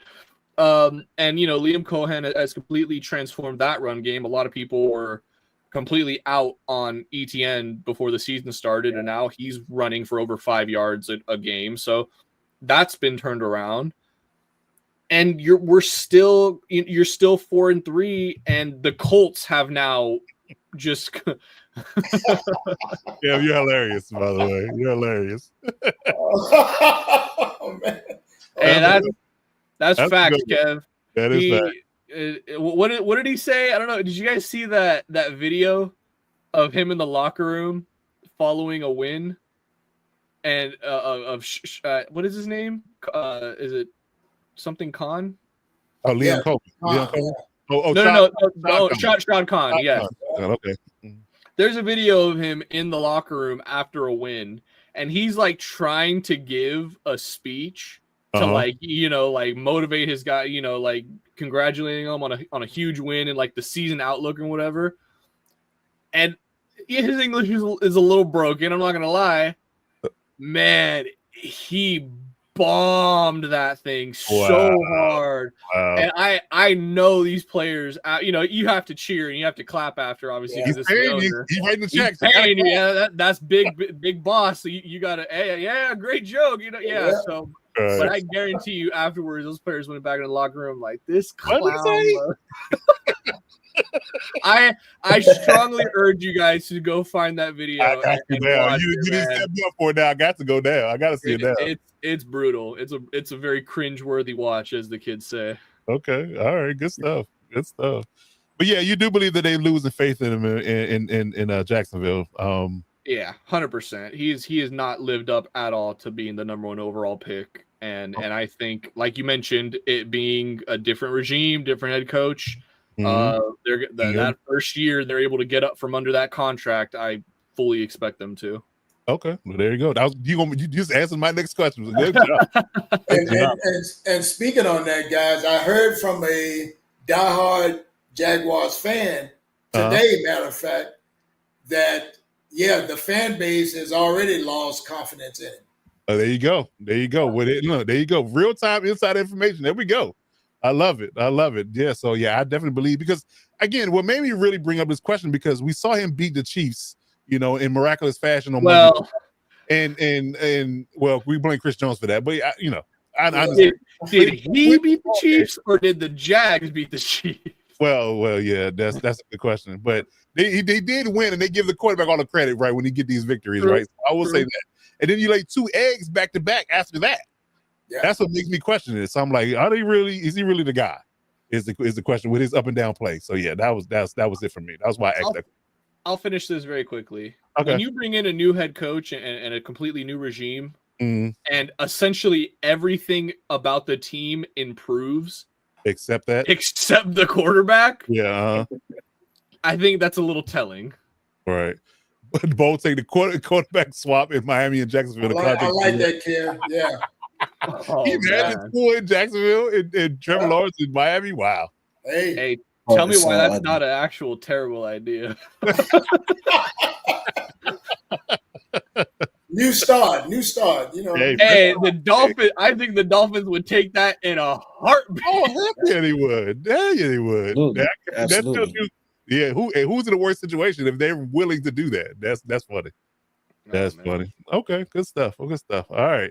You got anything for me, RG, before we move on? I know you sometimes give me a you kind of caught me off guard with the Jags one, but I got a little something for you. We were talking about quarterbacks, and it's still basically a little bit of the quarterbacks asking me a Trevor Lawrence question, but I got something regarding one of our preseason kind of favorites going into this year. Okay. Patriots atop the AFC West. Patriots atop the AFC East. Dethroning the Bills for the time being. Bills coming off a bye week, stomping the Panthers, going up to 5-2. Yep. New England, a bit of a trap game potential matchup against the Browns. Similarly, handled business, even though Myles Garrett, and man, we could have a whole show on that man. He is a monster. Yeah. But that's for a different day. Bottom line is New England does come out of Cleveland with a pretty convincing win. So my question to you is this. Funny enough, both the Patriots and the Bills have allowed the same amount of points this year. Their defenses have. And the Patriots have just outscored the Bills by only 6. But remember, Bills have had a bye week. Right. Patriots have not. So, with Drake May playing as well as he does, which quarterback would you take right now in that division? It's really only between 2. Right. To have the best season when it's all said and done. Record-wise, stats-wise, all of it. That's a good one. Ooh. Yeah, well, I would say that I would have a more of a trepidatious take on it if I didn't see Josh Allen's and them go 40-9 this past Sunday. Because I was watching their offense for a little bit for that matchup, right? Yep. But I can't vote against the MVP at this particular point. I've really been on the Josh Allen train for too long to get off right this moment. So I love Drake May, what he's doing, and I do believe that they're going to give the Bills a headache. And not only now, but for the future. I think Vrabel, listen, if Sean McDermott isn't careful, Mike Vrabel's going to get him fired. Yeah, possible. Mike Vrabel's going to get him fired because he's going to be a thorn in his side for the foreseeable future. And if he can't get out of the Patriots' way and focus on the AFC as a whole to get to the Super Bowl, he's going to be looking for another job. And Mike Vrabel is good to go in New England. He's got the reins, and trust me, Kraft is not concerned about letting him go at all. He's doing a bang-up job there. So I would argue that, in the short term, for sure, the Bills have the better quarterback. But Drake May is ascending. And that whole conversation we had about who's going to be the best quarterback in that draft class, Drake May is not going away. Nope. It's not going away just yet. With Jaden hurt, Caleb struggling, JJ McCarthy looking like, we just talked about a whole segment about that. That's the conversation. But nonetheless, I think for right now, in the near term, I got to ride with Josh Allen as the quarterback to have the better season. But I do believe that they're going to be neck and neck, and it's going to come down to maybe the last game of the season for this division. They really might just do that. I'm going to throw this out there, not to take away from your take or anything. I love the take, and there really is no wrong answer at this point in the season. That's why I thought it was such a great question just to see what you were thinking. But throwing this out there, Drake May is not only is he top 5 in passing yards right now, he leads the league in completion percentage. And it's not a dink and dunk offense. That's saying a lot. They are chucking that ball deep. Yeah. They had an argument the other day about who throws the better deep ball, and Drake May was in that conversation. Hey, it's him, Mahomes, Allen, Herbert. I mean, those are the 4 dudes in this league who got, and Stafford. Stafford's a little bit more of a legacy pick, right? But that's like those are like the 5 guys that you could really just put into a debate, and I'm sure we'd all sit back and just watch them chuck footballs all day, and just be in awe of what they could do. But I think Drake May has been incredibly impressive, man. I think I can't believe the Patriots only had to wait like 6 years to get another franchise QB. Right. They went through the Mac Jones years. That was their suffrage. Their suffrage was the Mac Jones years, and then now they're back in business. So yeah, there are still some teams suffering. I look to my dear friend down below me here. I'm just going to clean the Browns. I'm going to bring the Raiders up. I'm going to clean the Browns. The Cleveland Browns have been struggling quarterback since I've been alive. Let's just put it. That's fair. Listen, we're almost hoping that Pickett can start, just to not see as many interceptions. But wow. I think they've sit Geno down during this bye week period and really had a heart-to-heart with him because Coach Carroll has just been loyal to him. That he is. But like I said on this show previously, I'm hearing from other sources what I was thinking, just as a fan watching, he's shell-shocked. Yeah. I mean, that O-line has a lot to do with it. And we all said in unison that he's at his best when he has a good run game. And that hasn't been the case yet. So that's a stubborn part that Robert mentioned. Yes, coaches being stubborn. Yeah. There you go. Okay, good stuff. All right. So let's move forward down this line and talk about our segment to cover forecast. Now we got 2 segments here. We're gonna do games of the week, and we got another segment that we're gonna get to because it is mid-season. So we're gonna get the panel's take on who we feel like is their mid-season MVP. We kind of alluded to a little bit earlier, talking about some highly touted talent, when it comes down to who's been playing well this season so far. But let's go around the room and tell me who your front runners are for MVP at this particular moment at the midseason mark, since we are going into week 9. What's Mike Dub? Who is your guy? Who and why? I'm gonna shake things up a little. Well, it's not really a shake up, but I think the guy that I'm gonna pick is someone that we normally don't see it. We hardly ever see it. I don't know if we've ever seen it, and that's of course somebody on the defensive side of the ball. I'm gonna go with Myles Garrett. I love this. Yeah. Listen. Let's talk about most valuable players. Valuable. This guy is single-handedly just wreaking havoc, and what I love about it is it's almost like doing it out of anger because he knows that he's wasting his career there. Yeah. So it's like you have different type of players. You have different type of players where they feel like I'm wasting my career here, get me out of here. They sulk and they just sink and become a product of their environment. And then you have other guys that use that as like fuel, and it's like, get me out of here. You see them slam his helmet, and it's just like, if y'all don't get me out of here, you're going to get somebody's quarterback hurt. You know what I mean? So, wow, we all good. You know what I mean. Good. So get me out of here. That's a good one. I like it. That's the body man games. Yeah. So, I'm going to say, man, it's just, I don't know. We see good defensive players happen all the time, and I know they have a defensive player of the year award, but I think it's just time and I think it's good to kind of mix it up a little bit, add some parity to the league. It's going to get people talking. The NFL, they got a defensive player as an MVP. Who is this guy? Nobody doesn't know who he is, but I mean, I think that's good for the league. I think it's good for the Browns. It's good for Myles Garrett. It's good for everything. I would like to see it, so I'm going to say Myles Garrett. I love it. Hot take, man. Hot take. I don't think it's ever going to happen because the league just no. But it's a great take. He will win defensive MVP if he keeps on his tear. But it's between him and Michael Parsons, the front runners for me. But yeah, I think they'll be like, well, you got your own award on the defensive side, so we'll leave it to the offensive guys. But that's a good one. If let's say hypothetically he breaks the NFL sack record, single season sack record this year, and despite it being 17 games, if he just blows the record out the door, you gotta have the conversation. You gotta have a conversation for sure. So yeah, you have to. I don't know why. I mean, of course, we know quarterbacks and wide receivers, they're the money makers and all that stuff like that. I just don't know why the NFL machine doesn't get behind certain marketable defensive players too. Like I think Myles Garrett is a marketable guy. You see what Dexter Lawrence is doing. He's got a viral dance going everywhere. I would just like to see the NFL machine get behind different positions. I think that could push the league forward a little bit. It could make it a little bit more marketable. Myles Garrett is a guy. He should have commercials everywhere. You know what I mean? I should see him everywhere. But I think the last person that did like that was Von Miller. They kind of got behind Von Miller in his prime. Yeah, then he was on all kind of commercials and doing all kind of promos and things like that. So I think he's might have been the last guy from a defensive side of the ball that they really got behind and pushed. So yeah, I like that. That's a good take. Good stuff. All right, Violator, who you got on your side? Who you think is the MVP of the league right now? Man, that's we spoke of this gentleman earlier. I'm gonna have to say Daniel Jones with what he's doing with the Colts. Oh, okay. I like it.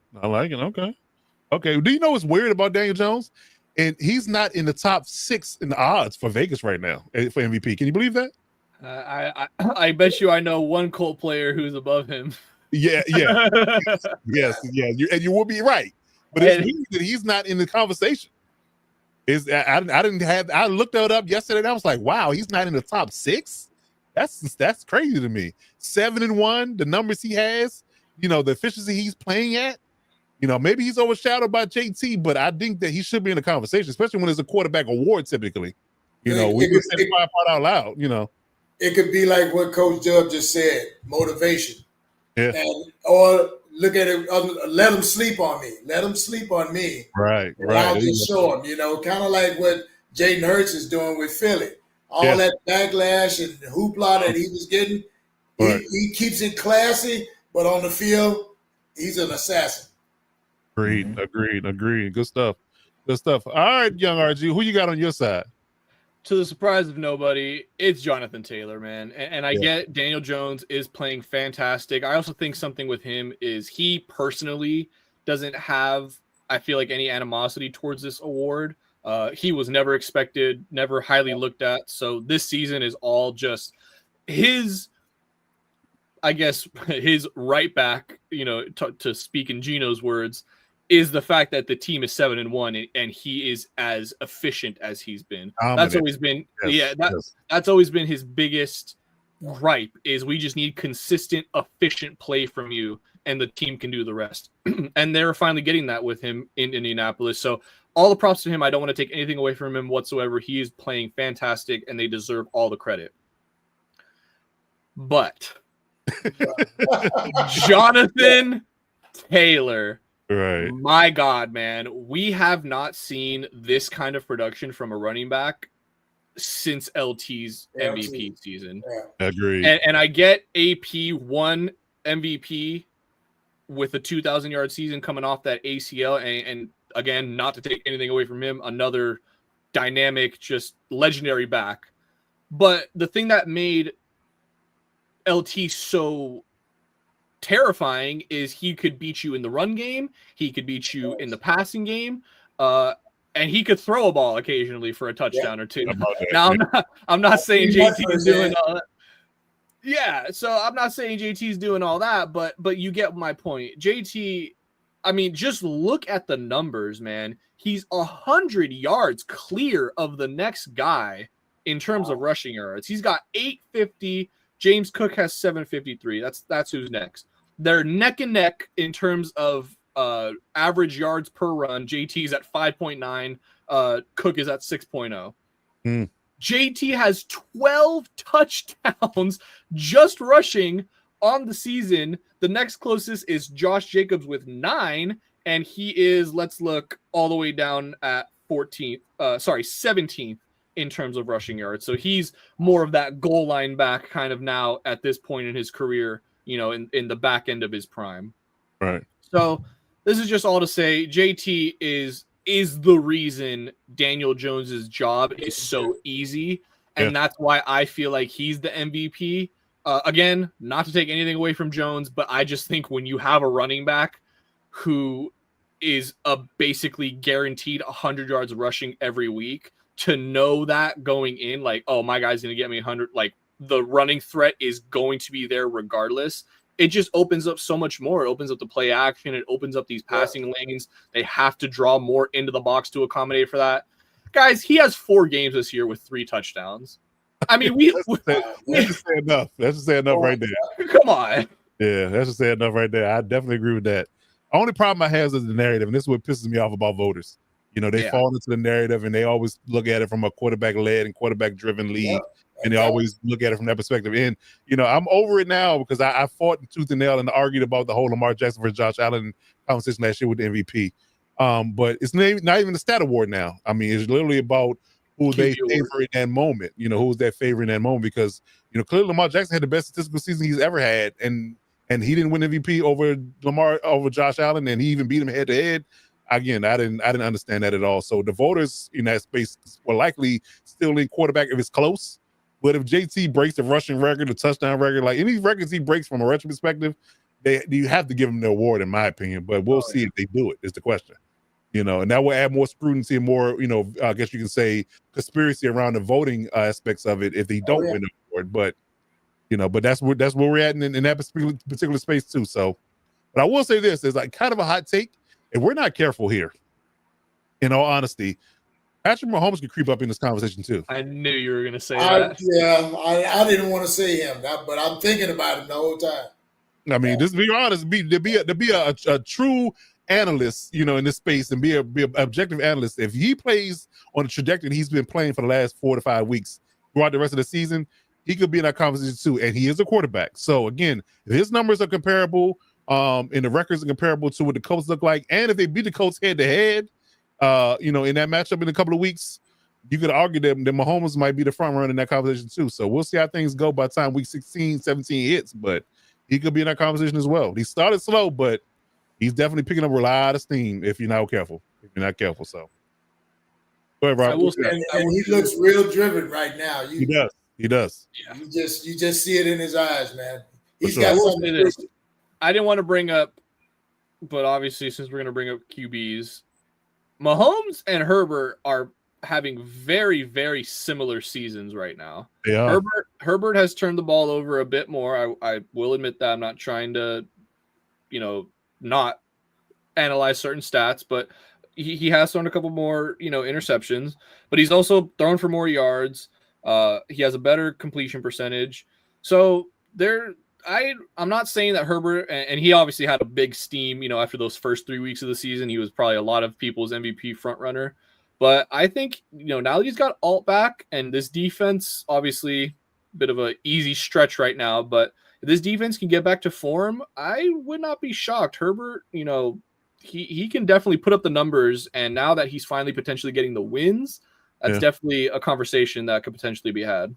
That's another matchup too, because if Herbert numbers continue to rise and he keeps in the conversation as well, he has to beat Mahomes again head to head. Right. Now it's a full compliment. You got your guys back. I got my guys back. We're playing an Arrowhead. Can you beat me on my own turf? That would be a delineation for that particular matchup as well. So we have to look out for that. But if that happens, then yeah, I think he's in that conversation for sure. Definitely. Okay. All right. Any final words on this topic before we move on to games of the week? I think I'm all good. All right. Okay. Facts, Kev. Facts. Yes, indeed. Indeed. Right. Yeah. Absolutely. That's a stud to me, man. He just unfortunate injury, but I know we didn't need him back on the field, man. He is definitely all that. He was. I again, and I said this before we even drafted him. He was the best back in the league to me. I had him rated above Genty myself. I did. I had him in the best rookie out of that draft class. He was the best one. So we definitely got a steal in that space. We just need to get back on the field. Shout out Vidal though, man. That man's been putting in work. Not even just running the ball, but blocks, pass pro. I mean, this dude's been doing it all. He better get a roster spot come next season. How about I need to put me on the payroll? Because everything I've said up to this point that has come true. I said he shouldn't have cut Vidal in the beginning. I don't know why Hassan Haskins was on the roster. I said he should have kept either Raheem Sanders or Vidal. Vidal was already under contract because you drafted him, last year. So he's a cheap, low round draft pick. So he's costing you nothing. Keep him on the roster and keep Najee, him, and Omarion, and that's your three backs. And then now, look, we're back in the same conversation with Vidal being back on the roster. So, again, maybe he listens to me on the low. He just don't tell me, but he can throw me a little stipend here and there, John, and we'll be good to go. Jim, give you some of that CO money. You know what I mean, Coach? Right, yeah, a little petty cash. Don't be a little petty cash on the side, yeah. Don't be little petty cash, Jim. We'll be good. But yes, I definitely agree with you. He needs Hampton back for sure. All right, so let's get into games of the week real quick. Let's talk about these matchups here. Some good ones here this week. Some big time matchups, man. Definitely some ones that are going to mean a lot for the standing perspective. Because we talk about the Colts early on. We talk about the Steelers being, quote unquote, floundering in the sense they need to get back on track. Not a good week to do it with the Colts coming in, but because I look at this line. All road teams are favored in these matchups. Have y'all noticed that? All the road teams are favored. That's why I love these matchups. That's crazy, actually. It is. So starting over the Colts and the Steelers, the Colts are favored by 2.5. So a field goal game for the Colts. Who you got, young RG? Who you got in that matchup? Oh, Colts, easy. Give me that. That's going to be an easy -2.5 as well. You're telling me that the Colts could only win by a field goal, and they're going to win by much more than a field goal. But you can tell me that by all accounts, they could win this game by just a field goal, and I'm still in the clear. Easy. Yeah. Give me that -2.5. Colts smash this line. It's going to be a no sweat. I like it. Violet, who you got in this matchup? I got the Colts also, man. Just ground and pound and keep Aaron Rodgers watching. Yeah. Colts, and I think they're going to cover that and more. Oh, I like it. I agree with you there. Yeah, for sure. Dub, who you got? You want Colts as well? Yeah, same. No difference. I think the Colts, and I got the Colts to cover. I like it. And the way them Steelers giving up yards on the ground with that D line, linebacker core, I don't understand it. But they've been giving up a lot of yards, and going against that O line with the Colts is going to be nasty. My Let me fantasy ask you- team is salivating at Yeah, the thought. yes, you're right. And I do play you this week, don't I? No, you don't. I play Thankfully, you DZ. I don't. play DZ. Thankfully, I don't. Good. Yeah. Okay. Okay. All right. We're good. We're good. But yes, I wish I would definitely take the Colts in the points. I mean, listen, I might even put a parlay in this week on that one. That's got to be. That's got to be it. I like that line way too much. I might want to grab it before it changes because they're hearing this. Oh, that line's just gonna keep. It's gonna keep going up and up and up. I agree. Okay. All right. So the Broncos are going to Houston to face the Texans, and the Texans got a really feisty defense and actually played pretty good offense this week. And people are still questioning whether or not the Broncos are legit offensively. So with that going against that tough defense, two tough defenses. Although the Broncos will not have Patrick Surtain this week, he's out for a while. I think he's going to be on IR for a few weeks with a pec injury. So. How do you have this game shaking out with the Broncos only a 1.5 favorite against the Texans in Houston? We got young RG. I'm taking the Texans in this one. Now, I know I've been incredibly down on the Texans, and I promise this is not just a hater pick, but truly, this Texans defense is elite. That is bar none. They are one of the top defenses in this game. And frankly, I haven't seen enough from the Broncos offense to give me any hope to think that they're going to turn it on against this elite unit. Right. I like it. I watched a Broncos team absolutely die against the Jets and almost just have the Jets be like, here, we it's a win. We don't know what we're doing here. You need to win this game. This is foreign territory to us. To come away with that win. So I think this is going to be one of those games where we look back at the final score and we're like, yeah, I didn't miss anything not watching that game. This will be like a 10-7, 12-9 field goal fest. Yeah, right. I take the Texans and take the points, I guess, because I think they're going to win outright. Well, yeah, the Texans are actually the underdog. So if you take the Texans, all you got to do is not cover. Yeah, so I like that. Okay. All right, Valetta, who you got in this matchup? Broncos or Texans? I'm going Texans with this one only because they're at home. And like what Rob said about Broncos offense, now they blew out Dallas. I don't know what the hell that was all about, but Jekyll and Hyde, man. Jekyll and Hyde. Yes. But I think the Texans defense is going to be the one to set the tone for this game. I like it. They're definitely out there balling in. And let's know a little bit nugget. I told y'all about Jalen Petrie 3 years ago. When he first got to the Texans, I told you he's going to be an impact player, and all he's doing is making Pro Bowls. So yeah, look out for Jalen Petrie in that defense. Love what they're doing on that side of the ball. Very few, I guess you can say, pleasures I get in seeing good defenses play. Still, it's a dying breed in this league where the defenses play well. Yeah. So when those times happen, I like to see it. So yeah, I'm with the Texans in there. All right, Coach Mike, what you got in this matchup? Broncos or Texans? Definitely going to be a defensive game. I'm curious to see how the Broncos will be able to survive without Surtain, but I'm going to go with the Broncos with a slight win over them just because I think last week was fool's gold with the Texans. Their offensive line is still pretty bad. And going against the Broncos pass rush, I think they can make CJ feel a little bit uncomfortable, or a lot uncomfortable, I should say. Yeah. I think that might be the difference. So I'm going to go with the Broncos in a close one, though. Close defensive battle. Yeah, I like that. Yeah, this is a very, I guess you say that maybe the delineation is Patrick Surtain not being on the field because, Nico Collins should be back this week. So that's going to be a leg up for them in getting him free and not have to worry about Surtain covering him. So that's going to be a leg up for the Texans. And the Iowa State boys seem to be, finding their stride. They got 3 Ohio State wide receivers on their team. Can you believe that? Wow. Jalen Noel, Xavier Hutchinson, and Jaden Higginson, all Ohio State Cyclones. Iowa State Cyclones. That's crazy. Wow. So they got the Iowa State trio seeming to finally, get some synergy and cohesion with CJ Stroud. But the Texans need to lean on the short passing game in this one because I tell you, if you allow Benito and them boys to sit back and tee off on CJ Stroud, it's gonna be a long day. So I think that's the determining factor. Who has a better pass rush in this game is going to determine this one for me. Both of them are mobile, but Bo Nix likes to run more. So I hate to say it, but I might have to pick the Broncos with this one just in a slight victory. Is Nico back this week? Yes.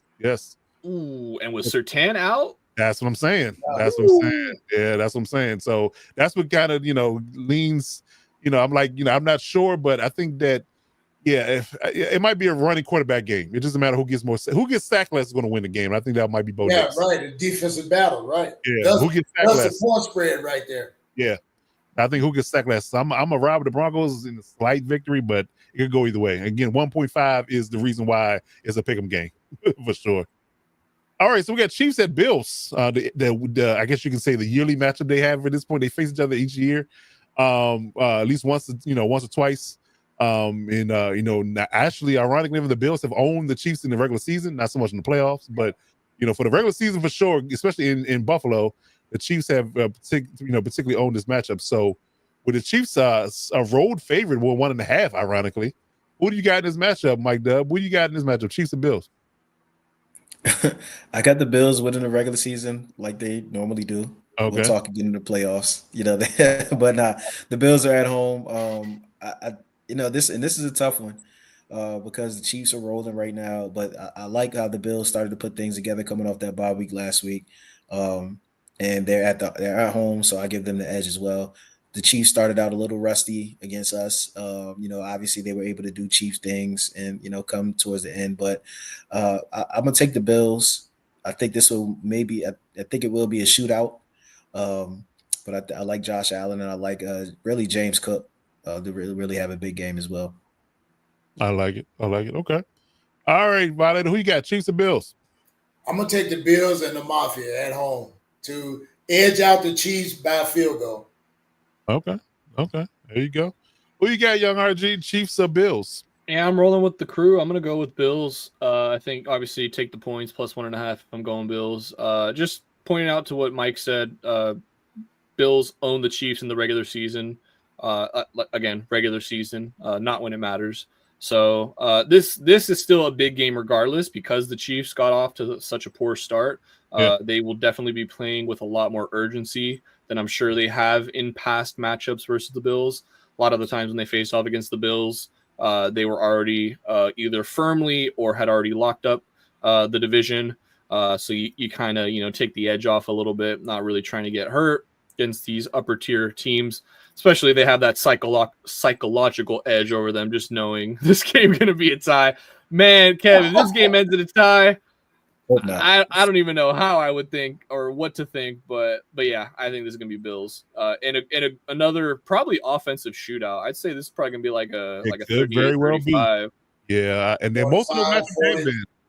Yeah, there you go. Yep, there you go, Violet. Yeah, it could be one of those things where nobody's playing defense because I'll argue the Chiefs played pretty solid defense, but the Bills haven't been playing defense at all this year. At all. That's something having a defensive minded head coach. So.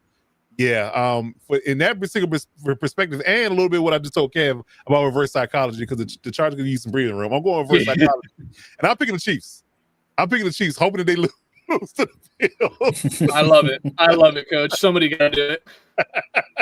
I'm picking the Chiefs to win against the Bills, and they're riding high.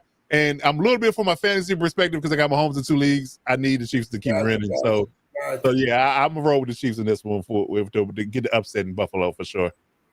All right, so we got the Seahawks versus the Commanders. Now, I'm not sure this line is going to change because Jaden Daniels is trending towards playing, but the Seahawks travel to Washington to face the Commanders in a highly touted matchup. So, Coach Mike Dub, first and foremost, what say you about your Commanders? Do y'all pull out a victory or at least cover the spread in this particular matchup?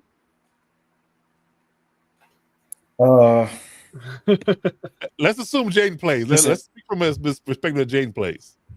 Assuming Jaden plays, he doesn't play defense. So okay. This is, and this is not I'm a realistic fan. I've been big on the Seahawks all along, just being objective, taking the fan hat off. I love what the Seahawks are doing. I love what Jackson Smith and Jigba is doing. Another guy that may be in the conversation for Offensive Player of the Year. Mm-hmm. So yeah, and that's where we struggle is in the pass defense and defending that. So I think that it's not necessarily a great matchup for us. So I will take the Seahawks. If I were a betting man. But hopefully we can make it a game. The thing is, when you have, a guy like Jaden Daniels playing and we have Terry, who's, finally going to be there, hopefully they can get some type of connection going. We haven't played a lot of games at full strength and we're still not at full strength, but it would be nice to at least get Debo, Terry, and Jaden all on the same page. Hopefully this will be the week. Like it. Okay. All right, Violet, who you got in this matchup? I got the Commanders bouncing back, man, and taking names in this Seahawks game. Yeah, coming off that loss against the KC on Monday night. Yeah, they should be playing pissed off. So it's definitely a motivating factor. Yeah, motivating factor to come out and play intense football and get the victory if they can do it for sure at home, especially. Yeah, I like that. All right, young RG, what you got in this matchup? Seahawks or Commanders? Yeah, sorry, Coach. I'm gonna go with the Seahawks in this one. But just too many of your points that you made back when I did the video on our matchup between the Chargers and the Commanders. One of the things that I said in that video was, yeah, if there's a weakness on this defense, it's that secondary.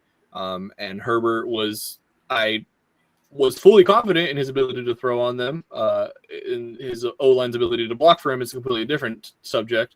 Right. But I do think that the Seahawks will be able to block for Sam Darnold enough to where that he'll be able to will this team to a victory. I'm a little scared about the points. Again, depends on if Jaden plays or not. But this could also could turn into a battle of the ground game very quickly. If that pressure, because the Commanders can dial up some pressure, and they can get to the quarterback, that front four, although with Dorrance Armstrong season-ending IR, that took a big hit for sure. But if they're able to generate pressure, get 4 against Darnold, and force them to run the ball, we already know the Commanders can run the ball extremely well. That's what they do best, and that's kind of the game that they're going to want to have to force. If Seattle gets out to an early lead in like the first or second quarter, this one might be a long day for Commanders. Okay. Well, I'm around with the Commanders from a points perspective because I think they'll keep it close. I think it might be, like Cool Kev said, it might be a field goal game, which will cover the line for the Commanders not to cover the 3.5. But yeah, I think it's really dependent on a few things for me for the Commanders to actually win the game. Tunsil, he's questionable. He went out with an injury on Monday night.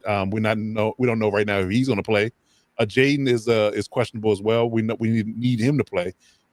I would say this: you would need a full complement of guys. You need Debo and Terry on the outside. You need Tunsil, the left tackle. You need Jay, their quarterback. If they have all those things going for themselves, I think they got a good shot of beating the Seahawks. If they don't, I think it's going to go to the Seahawks in a big way. But it just depends on who plays and who starts. But in a perfect world, if all those things are in place for me, I'm going to take Commanders not to cover the spread and they at least avoid the 3.5 hit and not lose by more than 3, in my opinion. So I'm going to take the Commanders to not cover. For that space. So yeah, we'll see how things go, but should be a good matchup one way or the other. I like what both teams are doing, and it's a much needed conference game win for either team. So it should be competitive. It should be competitive for sure. All right, as we wrap up the show, we get to our fourth and final hot take segment of the week. We'd like to go around the room real quick to see if anybody has any hot takes, anything that they want to broach for the week or the season going forward that they have brewing in their pot. So has anybody got any hot takes going throughout the room? Because I got a really good one that I want to reveal, but assuming nobody steals my thunder. So I'll go last. But does anybody got any hot takes that they want to break for the week and or the season going forward after we've seen 8 weeks of football?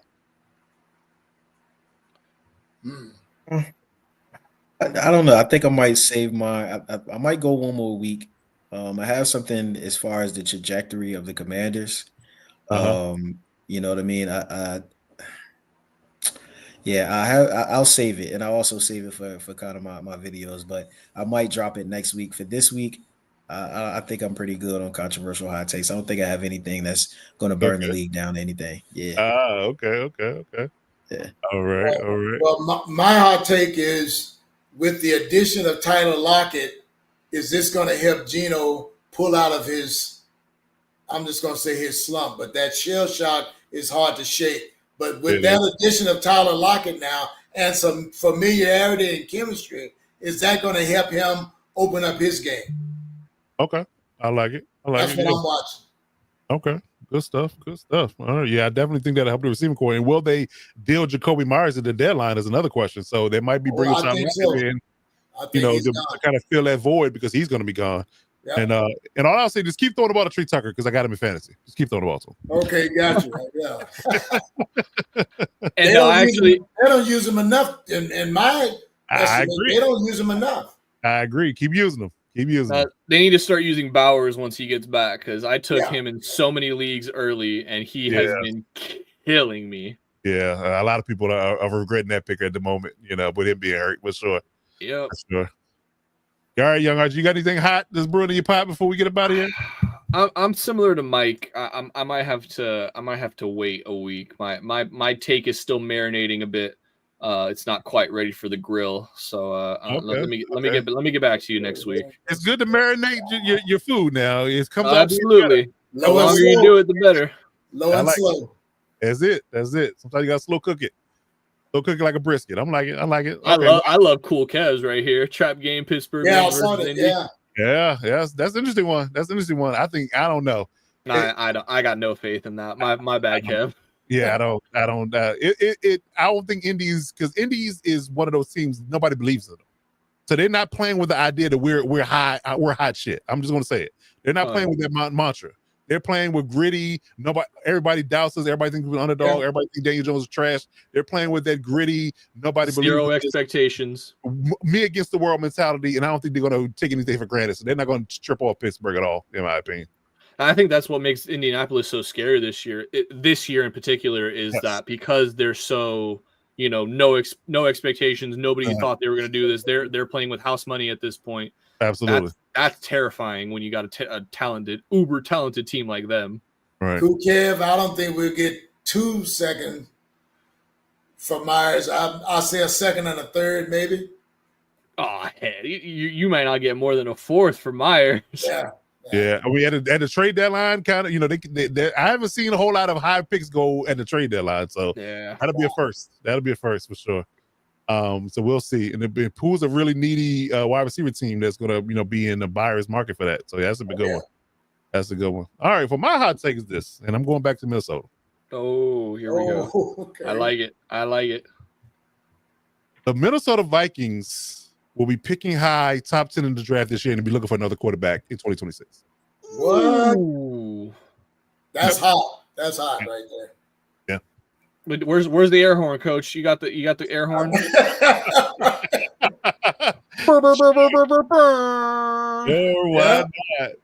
Sure, why not? Where it is?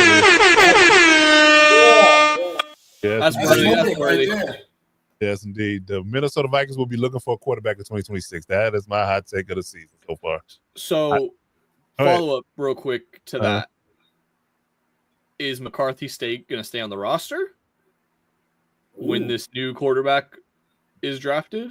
Or are they... It's a flat-out competition, and who loses the competition will likely be on the trade block. Ooh, okay. That's Man. That's in that fictitious universe, future that hasn't happened yet, we'll say that sounds a lot better. Future that has yet to occur. Determined, free to has to be determined. I think they'd be better off just trading McCarthy in that draft, because once you draft another quarterback with McCarthy still on your roster, you're never going to be able to get anything for him. Everybody across the league will be like, you have to drop one of them or trade eventually.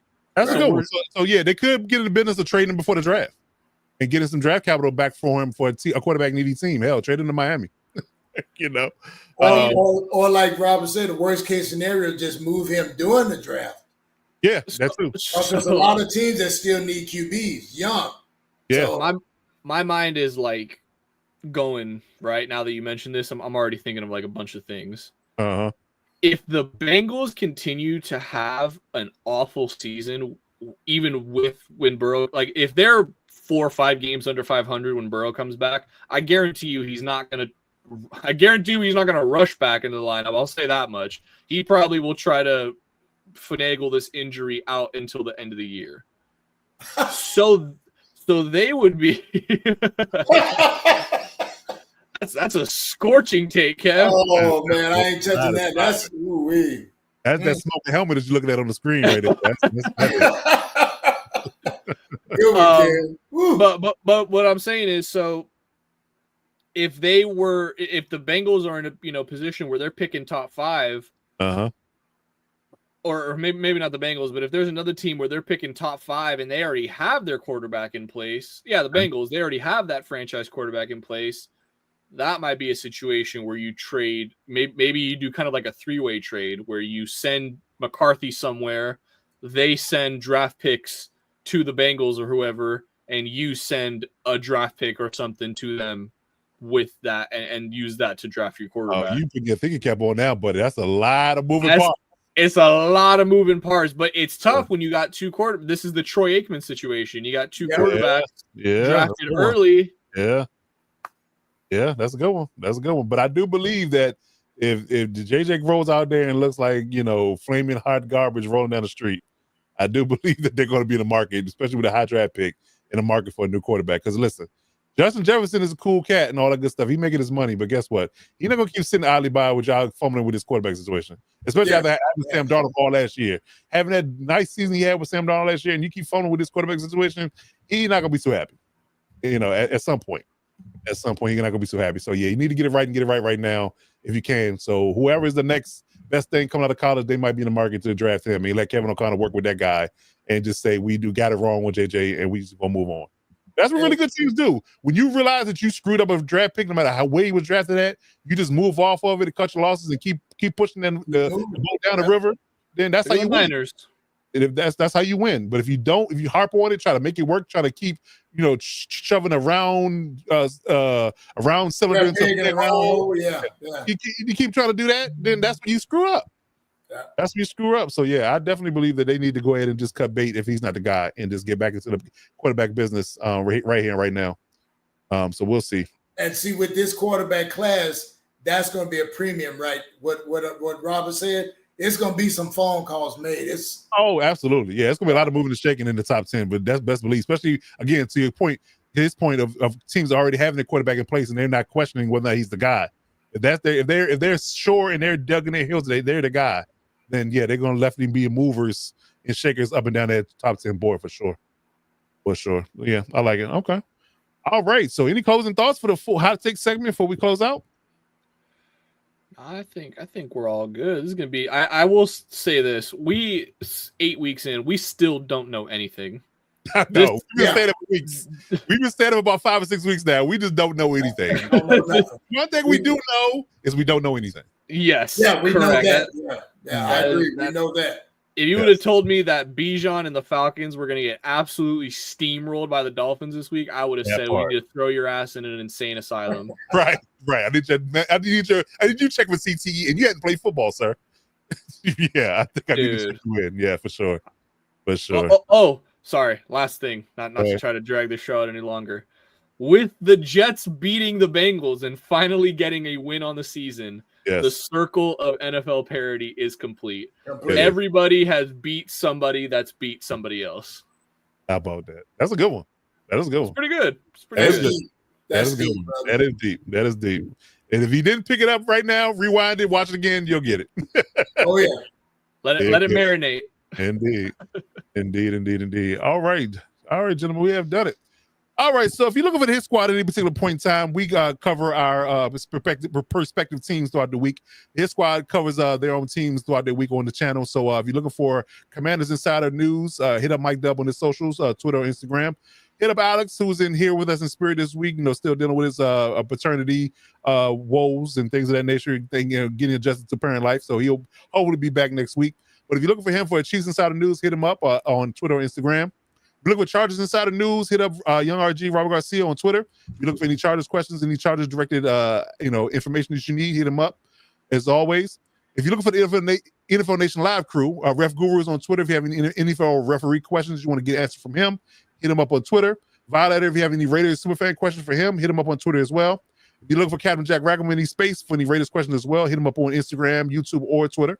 You get to have those guys there.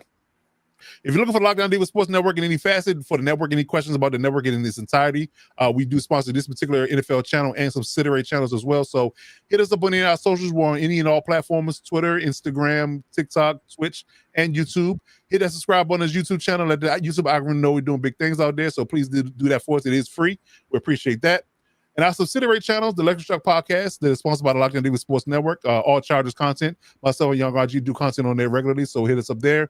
And we're covering all bases on Chargers news from week to week, so we get all your nitty-gritty and deep dive information there. And if you're looking for any fantasy football advice, we run a fantasy football network as well. The Lightning Fast Fantasy Football Podcast Network is available to you on YouTube, TikTok, Twitter, Facebook, and Instagram. Lightning Fast FF on all platforms and that. Hit the subscribe button on those channels if you need any fantasy football advice and get yourself right for each week and get to that fantasy football championship. Myself and Alex Gibbons run that channel, so we'll get there and we'll be live directly tomorrow night at 9 o'clock on our YouTube channel, giving our live show. Check out our content all week throughout the week for any and all fantasy football content news. But there it is, man. So we are done and we are out of here. But as always, we drop a episode for this particular show each and every Tuesday night at 9 p.m. Eastern Standard Time. We'll be back as always for the Lockdown Blitz, 9 o'clock here right here on this network channel. Any parting words before we get up out of here, gentlemen? Everybody have a great football weekend, man. That's all I got to say, man. Let's go. Second half. Indeed. I Stay like healthy. it. Yeah, that's another one. That's a good one. All right. That's going to do it for us. For you, Young RG, Robert Garcia, for Coach Mike Dove, for the Violator himself, the man, the myth, the legend. We are out of here. We'll catch you next week. And as always, you got to do one thing and one thing well. You got to step up.